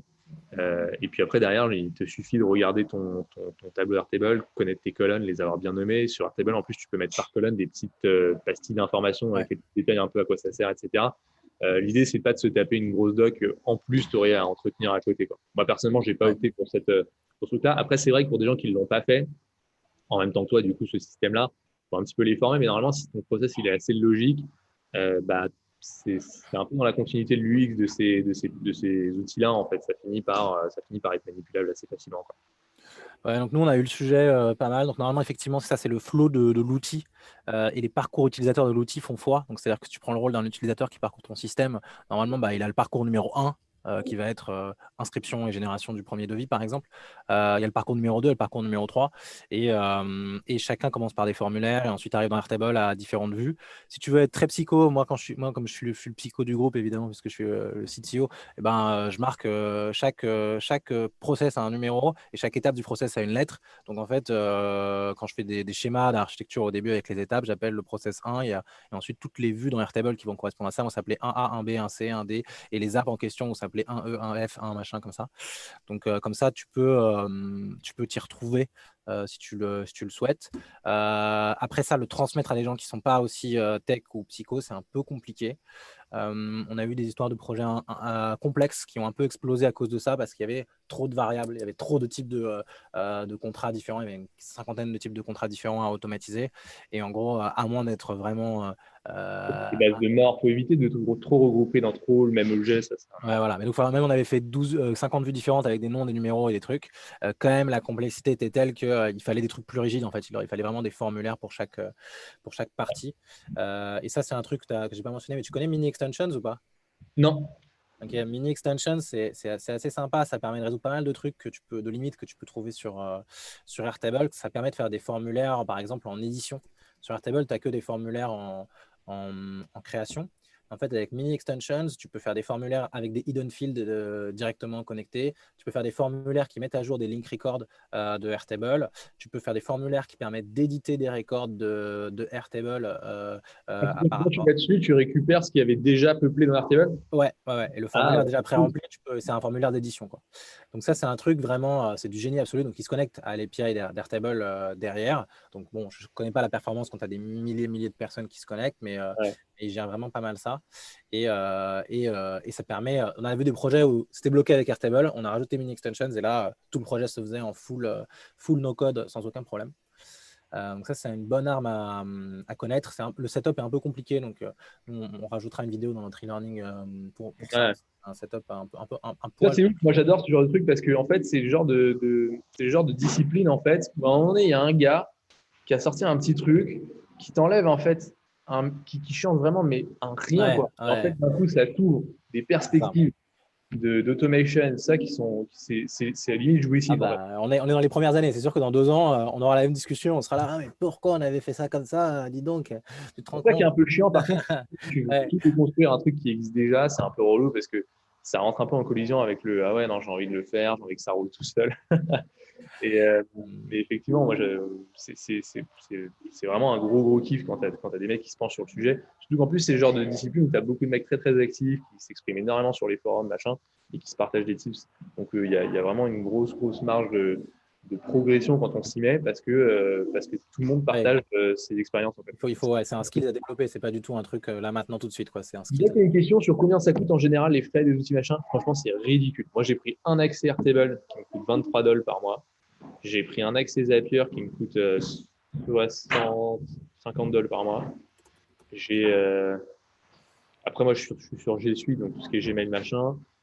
Typeform, c'est 37 balles par mois. Franchement, sans déconner, avec un mix où l'idée, c'est aussi un peu de rationaliser le nombre d'outils que tu utilises différents parce qu'il ne faut pas en utiliser 50 pour faire la même chose. je pense que tu peux t'en tirer pour un système qui va te coûter en tout un truc genre comme 500 balles par mois, ce qui n'est pas énorme en soi. Vraiment, si tu te mets bien, hein, 1500 balles par mois, t'as dit? 500 balles. 500 balles par mois, ouais. Voilà, et donc c'est là où il y a une différence, parce qu'il y a des entrepreneurs qui nous rencontrent et ils nous disent, ah mais c'est trop horrible, c'est 30 euros par mois pour pouvoir faire ça, et puis 30 euros par mois, et puis 30 euros par mois, à la fois ça fait 150 euros par mois, comment c'est possible? Et je leur dis, bah ouais, mais comparé au tarif d'un dev, en fait, c'est ridicule pour coder la même chose. Mais ils me disent, mais non, c'est cher quand même. Et je fais, bah ouais, mais là, En fait, ouais, on se serait parlé à 50, tu m'aurais dit, ah ouais, c'est hyper, c'est pas cher du 500 tout. balles par mois, vous ne réalisez pas à quel point c'est rien pour avoir un système à condition que votre système ils sont intéressants et que ça génère du cash. Hein. Si vous faites ça pour le C'est fun, ça. évidemment, C'est ça va ça. vous coûter cher. Mais si vous faites ça parce que c'est dans une logique business, avec un business derrière qui est concret, les gars, foncez 500 balles par mois, c'est vraiment, vraiment, vraiment ridicule. Enfin, Euh, vous gagnez 2000 balles par mois, 3000 balles par mois et au-delà et au-delà. Anthony demande Stripe ou MangoPay en prestataire de paiement. Bah, les deux Moi, j'ai utilisé les sont. deux. J'ai utilisé les deux et personnellement aujourd'hui, mon cœur pense plus vers Stripe, même si MangoPay c'est français, parce que typiquement, moi je m'étais penché sur la question des virements. Peut-être qu'ils ont changé parce que ça fait quand même un petit bout de temps, mais moi à l'époque, j'avais essayé de mettre MangoPay d'abord. Et MangoPay, c'est ce qu'ils disent. Ouais, parce qu'en fait, la question du virement, ce qui est un peu relou, c'est que par rapport à un paiement Donc en c'est pour pouvoir carte, réconcilier le virement, c'est ça? C'est pour pouvoir. exactement. Un paiement en carte, c'est genre, vas-y, ça c'est le paiement, il est déjà réconcilié parce que c'est du pool. Le virement, c'est le mec qui va pusher un paiement vers Watt. Donc du coup, la réconciliation de ah, j'ai reçu un virement, c'est qui, c'est pourquoi, c'est quel truc qu'il est en train de payer, est-ce que s'il s'est trompé sur le montant, qu'est-ce qui se passe, etc. Et je crois que MangoPay, il te demandait de transmettre un ID un peu unique dans le motif Bien du sûr, ouais. virement. Ce qui est une énorme connerie parce qu'en fait, le client, il se plante quoi, quand il le tape Toujours, ouais. systématiquement. Donc du coup, ça marchait pas bien. Stripe, ils ont une autre approche. Aux dernières news aussi que j'ai eues, ils te permettent Stripe pour les virements de générer un IBAN par ce que tu veux, un IBAN par objet. Donc tu peux générer genre un IBAN par client, un IBAN par truc. Ah ouais. Tu sais quand tu as un client qui fait un truc que ça vient de lui au Déjà moins. Après, catégorisé tu dans peux son les compte et règles après tu fais automatisées. sur le montant. Et, ah ouais, Et ok. après, tu vas gérer en fait de façon automatisée ou pas d'ailleurs. C'est pour ça que moi je vous dis, c'est pas une question de automatiser complètement ou pas du tout. C'est des degrés d'automatisation. Donc typiquement Stripe dans ce sens-là, il va te dire ok, qu'est-ce qui se passe quand tu as un client qui a deux orders, donc deux orders en attente pour 10 000 euros. Qu'est-ce qui se passe quand tu reçois une fois 10 000 euros? Lequel tu résous en fait?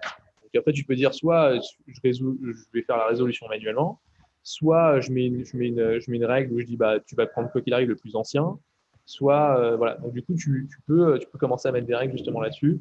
Et c'est pour ça qu'aujourd'hui, nous, on est plus partant pour aller vers Stripe, en tout cas pour notre besoin, que vers MangoPay. Trop cool. Est-ce que tu as documenté ta startup? Je suppose que tu utilises beaucoup Notion. Vous utilisez Notion en Non, interne? j'utilise pas Notion. Ok. J'utilise pas Notion. J'ai l'air d'être un gars qui utilise Notion, mais j'utilise pas Notion. Non, moi je suis très content. En fait, moi j'utilise G Suite en fait, et je suis très content de l'environnement que ça amène, donc avec franchement le classique Drive, GDoc, machin. Parce qu'en fait, au bout d'un moment, quand tu as des trucs écrits qui sont sur des docs, sur des GDoc, tu vois, tu as des clients qui te balancent toujours des trucs en Word, tu vois. Hmm. Tu as des posts que tu fais sur Slack, tu as des machins, t'as des trucs. Moi, je voulais pas trop multiplier les différents softs. Notion a l'air très très cool, mais je ne l'ai jamais vraiment utilisé. J'ai pas du tout envie d'installer un nouveau soft là-dessus, sachant que sinon, moi, tout ce qui est spec, tout ce qui est document écrit, parce que nous, on documente énormément quand même ce qu'on fait, mine de rien. On fait ça sur GDoc et puis ça se passe très bien. Hmm. Bon, pour le moment, on n'a pas trop de soucis. Est-ce que tu automatises ta prospection? Donc nous, Ouais. on a une offre, hein, on aide plein de boîtes B2B à améliorer leur prospection commerciale et leur position de valeur, qui s'appelle Hunter, qui est sur notre site. Donc ça repose avec des stacks, on envoie des emails, on écrit des emails hyper pro qui font que les gens, ils adorent les lire et sont fun, les emails et tout ça. Et donc ça ne va pas du tout vu comme du spam. Toi, tu fais comment? Nous, on s'est mis récemment sur l'Emlist. Ouais, C'est c'est quand, ça. même- c'est quand même de la balle. C'est vrai que c'est de la balle. Donc, non, l'Emlist, c'est cool. Je ne vais pas vous détailler exactement des trucs parce qu'évidemment, le truc de la prospection, c'est que tu testes un peu des trucs que Truc de des gens, pirate. que beaucoup de monde n'a pas encore fait.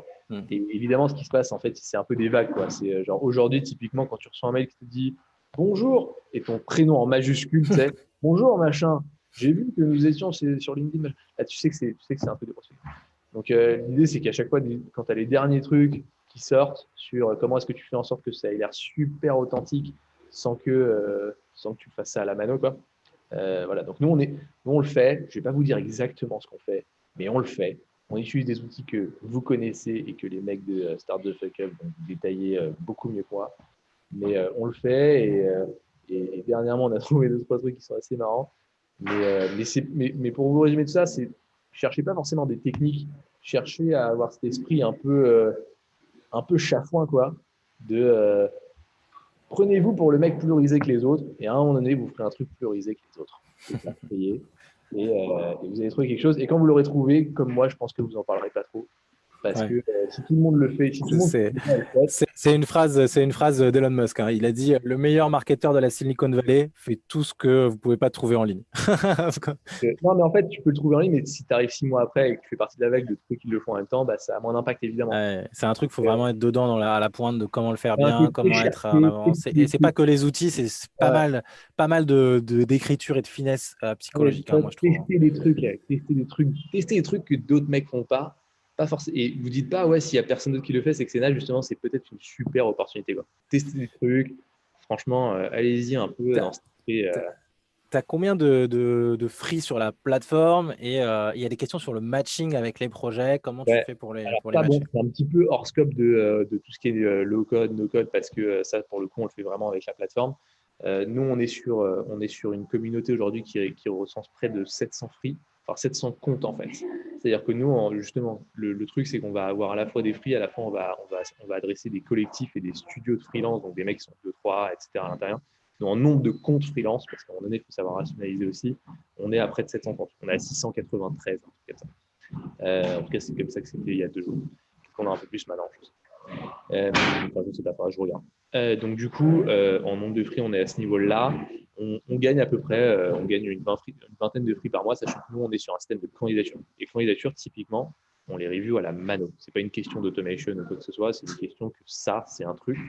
Nous, on est complètement intransigeant et dans un monde où justement on automatise un tas de trucs à la con, pour nous, le reviewing en fait, des candidatures de free et qui sont ces gens, c'est un truc qu'on assume à 5000% de ne pas automatiser, mais genre du tout, du tout. Enfin, du tout. On va pas non plus recevoir des courriers qu'on va ouvrir comme ça avec notre petit couteau à ouvrir des courriers machin, mais on a fait tout un process pour qu'après derrière on sache lesquelles sont nouvelles, lesquelles sont reçues, lesquelles sont trucs, et pour mettre de l'automation à ce niveau-là. Mais sinon, le fait d'examiner la qualité d'un profil de free, ça, on l'a pas du Bien tout sûr. automatisé Et, exprès. et comment tu matches avec un projet qui arrive? En fait, bon, il y a tout ça, c'est semi-automatisé aussi. Enfin, semi-automatisé. Disons il y a plein de raisons sur lesquelles on peut se baser sur la donnée qui font que ça va fonctionner avec un client et un free, voire une équipe de free. Donc, typiquement, on va matcher les compétences, on va matcher les secteurs, on va matcher Ça, c'est les, fait en code? ouais. En fait, quand tu as un profil de free, tu vas avoir un tas d'informations dans ton profil. Tes compétences, les boîtes pour lesquelles tu as bossé, tes compétences font partie aussi de famille de compétences, les boîtes dans lesquelles tu as bossé font partie de secteurs. Tu vas avoir des mots-clés dans les descriptions que tu vas rentrer. On va aussi mettre, nous, sur les profils des free, je crois qu'on est les seuls à le faire, ce qu'on appelle, nous, des co-freelancers, c'est-à-dire un freelance qui déclare avec quel autre freelance il a déjà ou il a envie de travailler et qui est complémentaire avec lui. Typiquement, je suis designer, avec quel développeur je bosse. Je suis photographe, avec quel DH je bosse. Je suis CR, avec quelle production vidéo je bosse, et ainsi de suite. Et donc, du coup, c'est ce qui fait que chez nous, en fait, à l'intérieur, on n'est pas juste un réseau avec des membres comme ça individuels. On a un réseau dans lequel, à l'intérieur, il y a des réseaux de free qui se connaissent et qui ont envie de bosser ensemble. Et c'est ce qui facilite, en fait, la création d'équipes. Donc, et surtout, nous, en fait, on a une acquisition des freelances qui est en grappe. Parce que du coup, il y a une part assez significative, quand même, c'est quand même une bonne vingtaine de pourcents de free qui viennent parce que d'autres free sont chez nous. Et c'est ce qui fait aussi qu'on a des candidatures qui sont de plus en plus qualitatives. C'est qu'on s'est fait un peu une réputation. Les mecs savent que si tu veux être accepté dans le force, il faut avoir un certain niveau. Et donc du coup, ça se passe comme ça. Donc, tu as un client, il va avoir son projet, on va le taguer par compétence, toutes les raisons un peu basiques, j'ai envie de dire, qui font que ça peut fonctionner avec un freelance qui a déjà bossé pour secteur sur ce genre de besoins, etc. Et après, derrière, bon, bah, c'est le client, il envoie plusieurs. Puis après, c'est est-ce qu'il y a un match, est-ce qu'il y a une histoire d'amour qui se fait, et est-ce que les mecs vont bosser ensemble ou pas, quoi. Donc, à un moment donné, on peut pas dire. En fait, moi, je ne crois pas du tout aux plateformes qui disent on a un process super poussé ou en mode vas-y, bah, c'est basé sur de l'IA. Et en fait, c'est sûr que le gars qu'on va t'envoyer, ouah, c'est une folie, quoi. C'est impossible. Nous, on est beaucoup plus sur les données et le matching de base sur certaines infos que nous, on trouve pertinentes vont t'aider et devraient faire en sorte que tu puisses trouver ce qu'il faut. Après, derrière, il faut se parler. Il s'agit de tes projets. Nous, comme je vous ai dit, on a un panier moyen à 20K. Si les gars, à 30 balles par mois, ça vous fait peur. Quand tu as un client qui a des projets en plusieurs dizaines de milliers d'euros, sachant que nous, on a fait des projets où on a accompagné les clients jusqu'à des centaines de milliers d'euros par an. Quoi. Donc, à un moment donné, les mecs, ils ne choisissent pas par hasard. Nous, en face, tu as des cadors, genre des Havas, des publicités, machin. On n'est pas là pour rigoler. Quoi. Donc, du coup, évidemment qu'ils vont se parler, évidemment que cette alchimie, elle se fait à ce moment-là. Quoi. Donc, attends, est-ce qu'il y a des... Donc là, la question va se poser est-ce qu'il y a des outils de matching dans nos codes? Donc ça, c'est un gros sujet. Ça remonte très souvent. Donc il y a plus... Parce qu'en fait, il n'y a pas vraiment d'outils pour le faire. Donc non, moi, j'ai fait, déjà... le matching, c'est quoi? C'est juste de faire matcher des données. Donc, si tu veux, tu mets deux types d'objets. Moi, je fais matcher un projet par les compétences et par les mais en machins. no-code. En gros, quel est l'outil? C'est possible. En no-code, c'est possible. En fait, aujourd'hui, il n'y a pas d'outil vraiment fait pour, à partir de règles, de données en entrée, sortir un matching équivalent en sortie. C'est très compliqué de faire ça. Nous, on a codé des blocs dédiés à faire ça pour des clients qui sont rajoutés à du Zapier ou rajoutés à des stacks no-code existantes parce que justement, il n'y avait pas cette fonctionnalité-là et qu'on voulait donner aux clients. Donc, c'est un peu une ère un peu grise où il y a l'opportunité, et j'en discute pas mal avec des entrepreneurs dans le no-code, de lancer des trucs. Après, le problème, c'est que c'est souvent un faux problème. On n'a pas envie, en fait, on a rarement envie, comme a dit Yuri, d'automatiser complètement cette partie-là, en fait. Donc souvent, tu as envie d'avoir juste un matching très simple sur la région, 2-3 compétences, et ça peut se faire assez rapidement. Par exemple, en fait, dans Zapier, tu peux intégrer un bout de code. Donc tu peux, juste pour cette partie-là de pré-matching, payer un free qui va te coder la brique dans Zapier, qui va, à partir de données entrantes, te faire un pré-filtre sur tes données Airtable. Ouais, c'est-à-dire qu'en fait, tu peux utiliser le champ formula pour agréger un certain nombre de données que tu as récupérées et pour essayer faire un find d'évaluer. là-dedans. Et oui, tu peux faire un find dedans ou une search. Enfin, il y a pas mal de hacks. Il y a à la fois des hacks, il y a à la fois des trucs. Et donc voilà, mais l'automatisation complète avec un parcours complet d'arbre de décision, typiquement avec oui, non, machin, et à la fin, tu ranges le gars dans une catégorie ou pas. Ça, c'est un petit peu compliqué aujourd'hui. Anthony B suggère Algolia. Non, Algolia, c'est vraiment un moteur de recherche pur. Alors peut-être qu'ils ont une API que tu peux intégrer. Nous, on utilise Algolia dans la la... plateforme, typiquement pour faire de la recherche, qui est une forme de façon de faire du matching. Si tu veux, la recherche, c'est un algo où tu as une entrée d'un côté et puis après, de l'autre. Après, en no-code, je ne suis pas sûr que ça s'intègre vraiment. Non, et puis surtout que c'est une user expérience de recherche. Je ne sais pas si tu peux l'intégrer en API connecté à Airtable. En plus, je ne sais même pas si elle est connectée à Airtable. Enfin, voilà, il n'y a pas aujourd'hui vraiment même de recherche qui traverserait à partir de ta base Airtable pour faire une recherche. Ça n'existe pas, je crois. Puis, je ne sais pas s'il y a beaucoup de monde qui s'est vraiment penché sur le sujet non plus. En fait, le faire en no-code, je ne sais pas si c'est plus simple que de le faire en code normal. Ça va être autant de prise de tête. Voilà, il y a aussi ça. Bon, voilà. Les trucs, il se trouve que si vous voulez faire des choses comme ça, il y a un outil alternatif d'automatisation qui s'appelle Integromat. Je ne sais pas si tu l'as utilisé, Yuri, qui est une alternative à Zapier, qui a parfois des triggers ou des parcours beaucoup plus complets ou complexes. Mais les gens, c'est des trucs qui ont un peu vocation à disparaître au fur et à mesure qu'Airtable se développe aussi. Ils ont développé des trucs sur leurs apps. Là, Integromat sont très bien positionnés versus Zapier.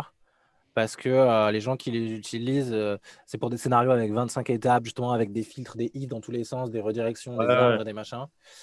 Parfois, ça marche. J'ai un peu commencé à le faire dans Zapier, c'est pas super facile. Par exemple, tu vois, Zapier n'est pas fait pour ça. Voilà. Zapier, il limite à 3 passes. Tu vois. Et d'ailleurs, il y a les boucles qui sont sorties sur Zapier récemment. C'était très nouveau. Ça change beaucoup de choses. Il n'y avait pas avant. Mais voilà, sur Integromat, tu peux, à partir d'une base Airtable, récupérer toutes les lignes d'une vue tous les jours à minuit et effectuer des étapes en batch sur cette vue-là. Tu vois. Ouais. Moi, je vais ajouter un petit truc un peu émotionnel là-dessus. Je vais faire une petite séquence émotion, les gars. Tu vois ce que tu viens de dire sur les boucles dans Zapier. D'ailleurs, moi, je dis Zapier, je ne dis pas Zapier. Je ne suis pas Zapier. C'est vrai. Bref, peu importe. Mais en gros, je disais, en fait, c'est marrant parce que du coup, quand tu fais ce genre de truc, tu es un peu dans ta propre logique et tout, machin. Et parfois, moi, je suis là, je dis à la femme, je fais putain, mais c'est énorme et tout, ils ont rajouté ça, c'est dingue. C'est rien à foutre, genre. Ouais, ok. C'est quoi? Tu vois? Donc, moi, les gars, je vais vous dire un truc. Si à un moment donné, vous trouvez des nouvelles fonctionnalités qui vous êtes là en mode genre, waouh, en fait, c'est possible, c'est dingue et tout. Si vous avez envie de partager ça avec quelqu'un, je suis là. Vous m'envoyez un petit message sur LinkedIn pour me dire putain, j'ai découvert qu'il y avait ça. En fait, ça me résout tellement toute ma life et tout. Moi, je vous dirais ah ouais, pourquoi? Explique-moi et tout. Tu vois. Je pense que c'est important d'avoir une oreille.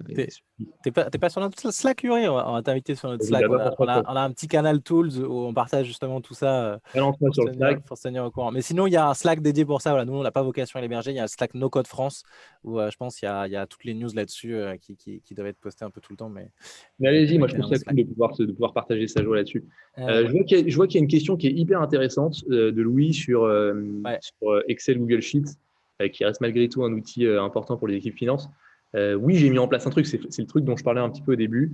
En fait, moi, quand j'envoie des factures, typiquement, il y a tout le process d'envoi de facture au client, il faut que le client le voit, il faut que le client capte comment est-ce qu'il faut faire pour payer, machin, etc. Et en fait, à un moment donné, moi, je mettais mes factures dans mon petit dos. C'est pas Drive dans cette partie-là, c'est Dropbox, mais peu importe, pour que mon comptable puisse la récupérer. À un moment donné, il m'a fait Ah, ton business, il décolle bien. Tu sais que ça me fait pas mal de traitements en plus. Hein. Il va falloir qu'on négocie, tu vois. Et j'ai fait Ah bon, c'est quoi et tout.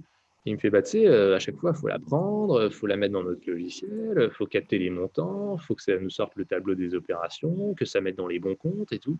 Et là, j'étais en mode sachant que moi, à la base, quand j'étais en compta à l'école, franchement, j'étais vraiment une grosse daube, quoi. J'avais 8 de moyenne et tout. Je captais rien à ces histoires de numéros de compte et tout. Et ça me faisait chier d'apprendre je ne sais même plus comment ça s'appelle, le machin comptable, tu sais, le tableau où tu as tous les types de J'ai la chance le d'avoir plan évité ça. comptable. Voilà, ça me faisait chier. Et à un moment donné, je lui ai dit, tu sais quoi, je suis allé le voir dans son machin de cabinet, dans son cabinet, en fait, dans ses bureaux.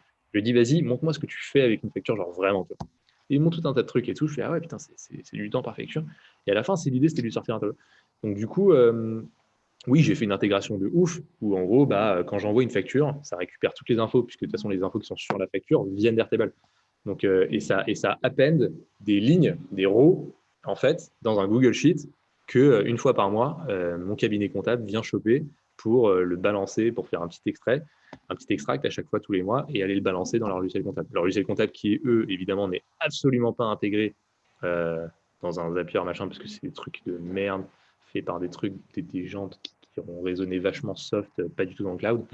Donc moi, typiquement, s'il y en a qui s'intéressent à ce genre de sujet, moi, je crois très, très, très, très fort à une révolution comptable, c'est-à-dire que les comptables arrêtent de bosser sur des softs qui sont des logiciels installés dans leur machin et qui sont complètement fermés, et qu'ils aient plutôt des softs qui soient vraiment ouverts, qui s'intègrent avec Zapier, qui soient à la fois très, très professionnels pour leurs besoins.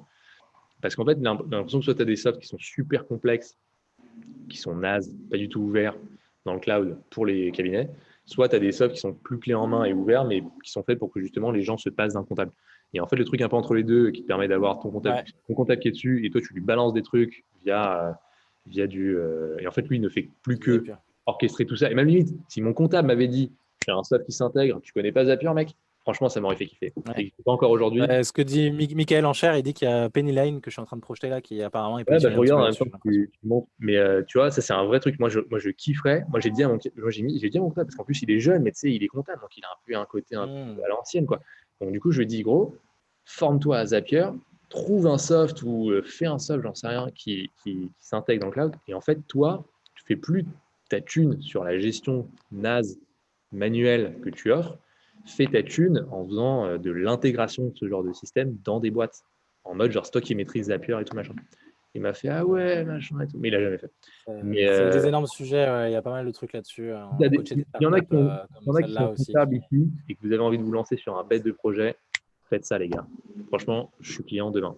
Mais en même temps, j'ai bien mon comptable. Mais je suis client demain si je n'avais pas mon comptable actuel. Trop cool. Effectivement, sur tout ce qui va être Excel, Google Sheet, il y a moyen d'automatiser des choses très complexes à partir de Airtable pour balancer dans des Google Sheets au bon format, pour faire des reporting financiers automatisés et tout. Airtable, Zapier a des triggers qui viennent d'arriver qui permettent de faire des choses pas mal, mais il y a aussi Integromat qui peut vous aider s'il y a des choses complexes à faire. En particulier si vous voulez faire de l'Excel, parce que l'Excel, l'automatisation d'Excel, création d'Excel, c'est pas possible avec Zapier, mais c'est possible avec Integromat, pareil pour des Word versus Google Doc, tout ça. Oui, donc ça répond à la question d'Anthony B. Évidemment, vu que les outils G Suite sont toujours dans le cloud de base, sur Google Drive, c'est sur Internet, et ben, tout est fait, et puis c'est fait par Google, tandis qu'avant, c'était la vague d'ancienne de Microsoft, Office, PowerPoint que tu installes sur ton ordi. Tous les outils G Suite sont de manière générale beaucoup plus simples à intégrer en automatisation que tous les outils Microsoft, qui ont des versions web, Microsoft Excel Online et Word Online, mais qui sont quand même pourris, on va pas se mentir, comparé aux équivalents Google.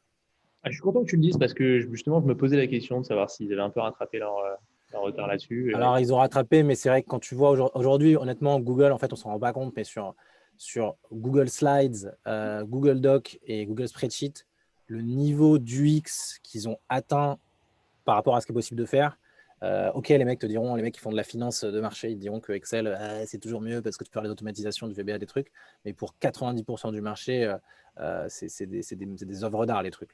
L'UX, c'est parfait. Sur moi, maintenant, je fais des slides sur mon téléphone. L'application Google Slides, sur téléphone, tu peux modifier des trucs, tu peux faire tes press. T'es en mode, mais vraiment, genre, Il y a encore comment des ils trucs font sur Google ça? Slides qui sont pas foufou. Mais tu vois, typiquement, c'est une connerie. Ça, moi, je voulais vraiment le faire aussi. Tu peux Mais automatiser des Google Slides. tu peux pas automatiser des Google Slides. Tu peux. Ça y est? Ouais, non, mais voilà, mais ça, c'est pas dans les intégrations Zapier de base, je crois. Zapier, Google Slides, je sais pas s'il y a. Je l'ai pas vu, hein. Euh, Je crois pas avoir vu ce Si, truc-là. bah voilà, bah, il y a peut-être là, mais il y a d'autres outils. Donc, tu peux automatiser du PowerPoint, ça c'est sûr. Google Slides, qu'est-ce qu'il y a? Action. En fait, tu peux faire des choses. C'est pareil, en fait, le système Présentation, tu vois. peut remplacer des champs. Tu peux définir des variables dans tes présentations. Et après, ça va Ouais, remplir les variables. Après, tu peux pas mettre du conditionnel sur les slides. Tu peux pas dire, je vais créer une slide ouais, si. ouais, bon, ça démarre à peine, quoi. Ça démarre à peine. Voilà.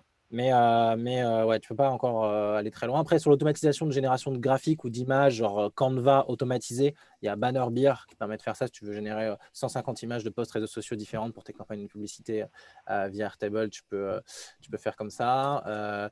Et après, DocuPilot gère PowerPoint, par exemple. Tu peux automatiser la génération de PowerPoint. Mais c'est un peu compliqué, il faut rentrer dedans. Il y a aussi FormStack Documents qui a des trucs pour générer des PowerPoint qui sont un peu plus avancés, mais c'est pas encore un truc de fou. Voilà, on arrive à la fin. Bertrand, peut-on facilement lier un website construit via Webflow et une app construite via Adalo, quid de la base de données? Ça, c'est une question très précise C'est hyper précis. Moi, personnellement, j'ai pas sur bossé la avec stack ça. no-code. Donc ça, je vais te répondre. Faudrait qu'on en parle en détail par rapport à ce que tu veux faire, parce que avoir une app Webflow et une app Adalo, ça, enfin, là tout de suite, il faudrait que je comprenne déjà pourquoi. Et ensuite, souvent, c'est Airtable en fait qui va être le lien. Mais là, on a des choses très complexes, parce que Webflow a sa propre base de données, donc il faut connecter Airtable à Webflow avec des synchronisations. Déjà, ça, c'est un peu compliqué. Et après, il faudrait connecter Airtable à Adalo. Et le problème, c'est que l'intégration Airtable-Adalo, elle empêche de faire pas mal de choses comparé à la base de données native d'Adalo. Donc, il faut vérifier tous les parcours en détail et tout. Donc, il n'y a pas de réponse aujourd'hui, genre, ah oui, c'est facile, c'est Alors, en fait, Airtable. les gars, moi, si je peux vous donner un conseil, si je peux vous donner un conseil de ouf, en fait, d'une manière générale sur ce genre de chantier, en fait, il y a un truc genre 50% du taf, voire même plus, en fait, se fait avant de le faire, en fait. C'est-à-dire de dire, OK, moi, j'ai besoin de faire ça et avec quels outils je vais y aller, etc. Mika, toi, tu montes beaucoup, beaucoup, beaucoup d'outils. Le principe, c'est qu'en fait, il n'y en ait pas tellement que ça, en fait, parce que sinon, ça devient trop un bordel. Mais l'idée, c'est de penser votre mix en regardant bien les différentes C'est documentations ça. pour vous lancer vraiment après. Parce que si vous commencez à vous lancer en Major, je vais faire un site, bah, tu sais quoi, je vais le faire avec Webflow. Puis après, tu es en Major, je vais peut-être rajouter. Et c'est ça notre grosse, Alors qu'en ouais. fait, tu aurais pu l'anticiper, tu vois. Parfois, il y a des trucs que tu peux pas anticiper, c'est vrai. Mais Mais c'est si tu dis, ouais, en fait, je vais faire ça, et là, tu te rends compte que, bah, en fait, ça pas du les. tout. C'est relou parce que tu te trouves dans une Ouais. posture où tu as fait Ça, déjà. en fait, le truc, c'est que les gens sont très conscients, mais que toi, tu as un recul de dev. En fait, tu as un recul très fort là-dessus. Tu sais lire des documentations techniques. Mais nous, ce qu'on voit, en fait, c'est que c'est impossible pour quelqu'un qui a pas de grosse expérience en Non, low-code, non, en fait, no-code ou en dans tous les digital gars, de faire ça. cassez-vous les dents. Faites de la merde. Non, appelez STFU, c'est ça le call to action. Voilà. Appel C'est ça, STFU, nous, notre grosse valeur ajoutée sur l'émission qu'on fait en low-code, no-code, bien c'est des sûr, gens qui viennent nous bien voir, sûr. et c'est de par rapport aux besoins, Alors, attends, identifier la parfait, stack, Mika. la stack minimale, tu vois. C'est de T'as trouver pas envie de te prendre la exactement tête. la combinaison d'outils minimale qui répond aux besoins du client et qui correspond à son Bien niveau de sûr, compétence. bien sûr. T'as pas envie de te prendre la tête, appelle STFU, appelle ces gars-là. De toute façon, on est tous là grâce à eux. Ça, il n'y a pas de doute. Mais Tu as envie de le faire toi-même, tu vas te péter les dents pendant des mois, tu vas pleurer dans ton lit le soir, tu vas regretter d'avoir. Putain, pourquoi est-ce que j'ai utilisé cet outil et tout, tu vas faire comme ça et tout. parfois, juste, ça Et va payer à cher. un moment donné, tu iras travailler pour STFU. Mais, euh, mais tu as un peu le choix entre les deux, ça, aujourd'hui.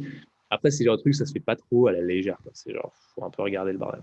Michael te demande si par rapport au fait que pour les missions grands comptes que tu fais ou les projets où tu matches les équipes de freelance et que c'est pas automatisé tout ça, il te dit difficile de scaler dans ce contexte. Mais est-ce que vraiment. Alors, ça, c'est. Ouais. Alors, Alors, je te donne vas-y, ma réponse. Tu sais, je vais te faire une réponse. vas-y, C'est fort. punchline. Non, justement, tu sais, je sais pas si vous avez vu cette vidéo, j'adore ce gars, moi, personnellement. Toi, tu te dis, est-ce que tu préfères faire coder par tes devs pendant 12 mois quelque chose à la sortie? Toi, tu as prévu que ça scalerait à mort, mais en fait, tu t'es un peu planté et c'est obligé. C'est un gros système de mort, tu vois, de ouf. Tu t'es un peu planté et en fait, à la fin, tu as scalé zéro puisque ça te rapporte zéro, tu fais pas de volume, tu fais rien, tu as juste un gros système qui est prévu pour scaler mais qui est juste mal foutu. Ou tu veux venir faire rapidement de l'argent avec moi. Non, ou tu veux mettre en place un système où en gros, évidemment que ce ne sera pas forcément 100% automatisé au début. Peut-être que tu vas arriver au début dans ta V1, ça sera 50% automatisé. Après, tu vas pouvoir augmenter. Mais l'idée, c'est que tu as un coût pour ça, où déjà, tu vas être opérationnel pas 12 mois plus tard, mais 10 jours plus tard. Tu vas commencer à faire de l'argent 11 jours plus tard. Tu vas commencer à scaler au fur et à mesure pendant les 12 mois qui vont suivre. Et au bout des 12 mois, tu auras déjà scalé énormément par rapport à l'investissement que tu auras fait initial. Et après, tu fais ce que tu veux. Soit tu le laisses tourner comme ça parce que ça dépend de l'ambition que tu as. Soit tu te retrouves dans le cas dans lequel je suis aujourd'hui où tu te dis, OK, ça y est, c'est bon, j'ai scalé jusqu'à un certain niveau. Parce qu'il n'y a pas je scale ou je scale pas, tu vois. J'ai scalé jusqu'à un certain niveau. Là, je rencontre un plafond de verre. Voilà, mon plafond de verre aujourd'hui, moi j'ai un système aujourd'hui. Nous, on a fait 1,3 million de CA en 2020. Je sais qu'aujourd'hui, je peux aller avec ce système-là que j'ai mis en place jusqu'à 5-6 millions. C'est beaucoup, c'est peu, tu vois, c'est relatif. Mais je prépare déjà le truc d'après où j'ai envie de faire 100 millions, 200 millions, 400 millions, rien à foutre, et que ça tourne tout seul.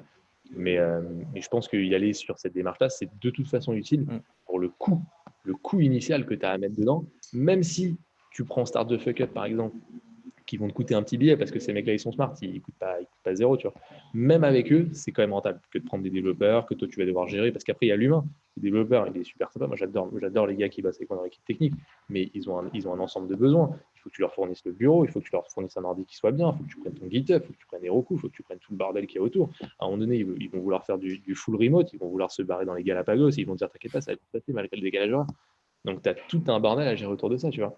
Donc, c'est pour ça que dans tous les cas, même si tu vas avoir un scale qui se fait en plusieurs étapes, moi je trouve que c'est quoi qu'il arrive super intéressant. Après, c'est à voir aussi en fonction du projet.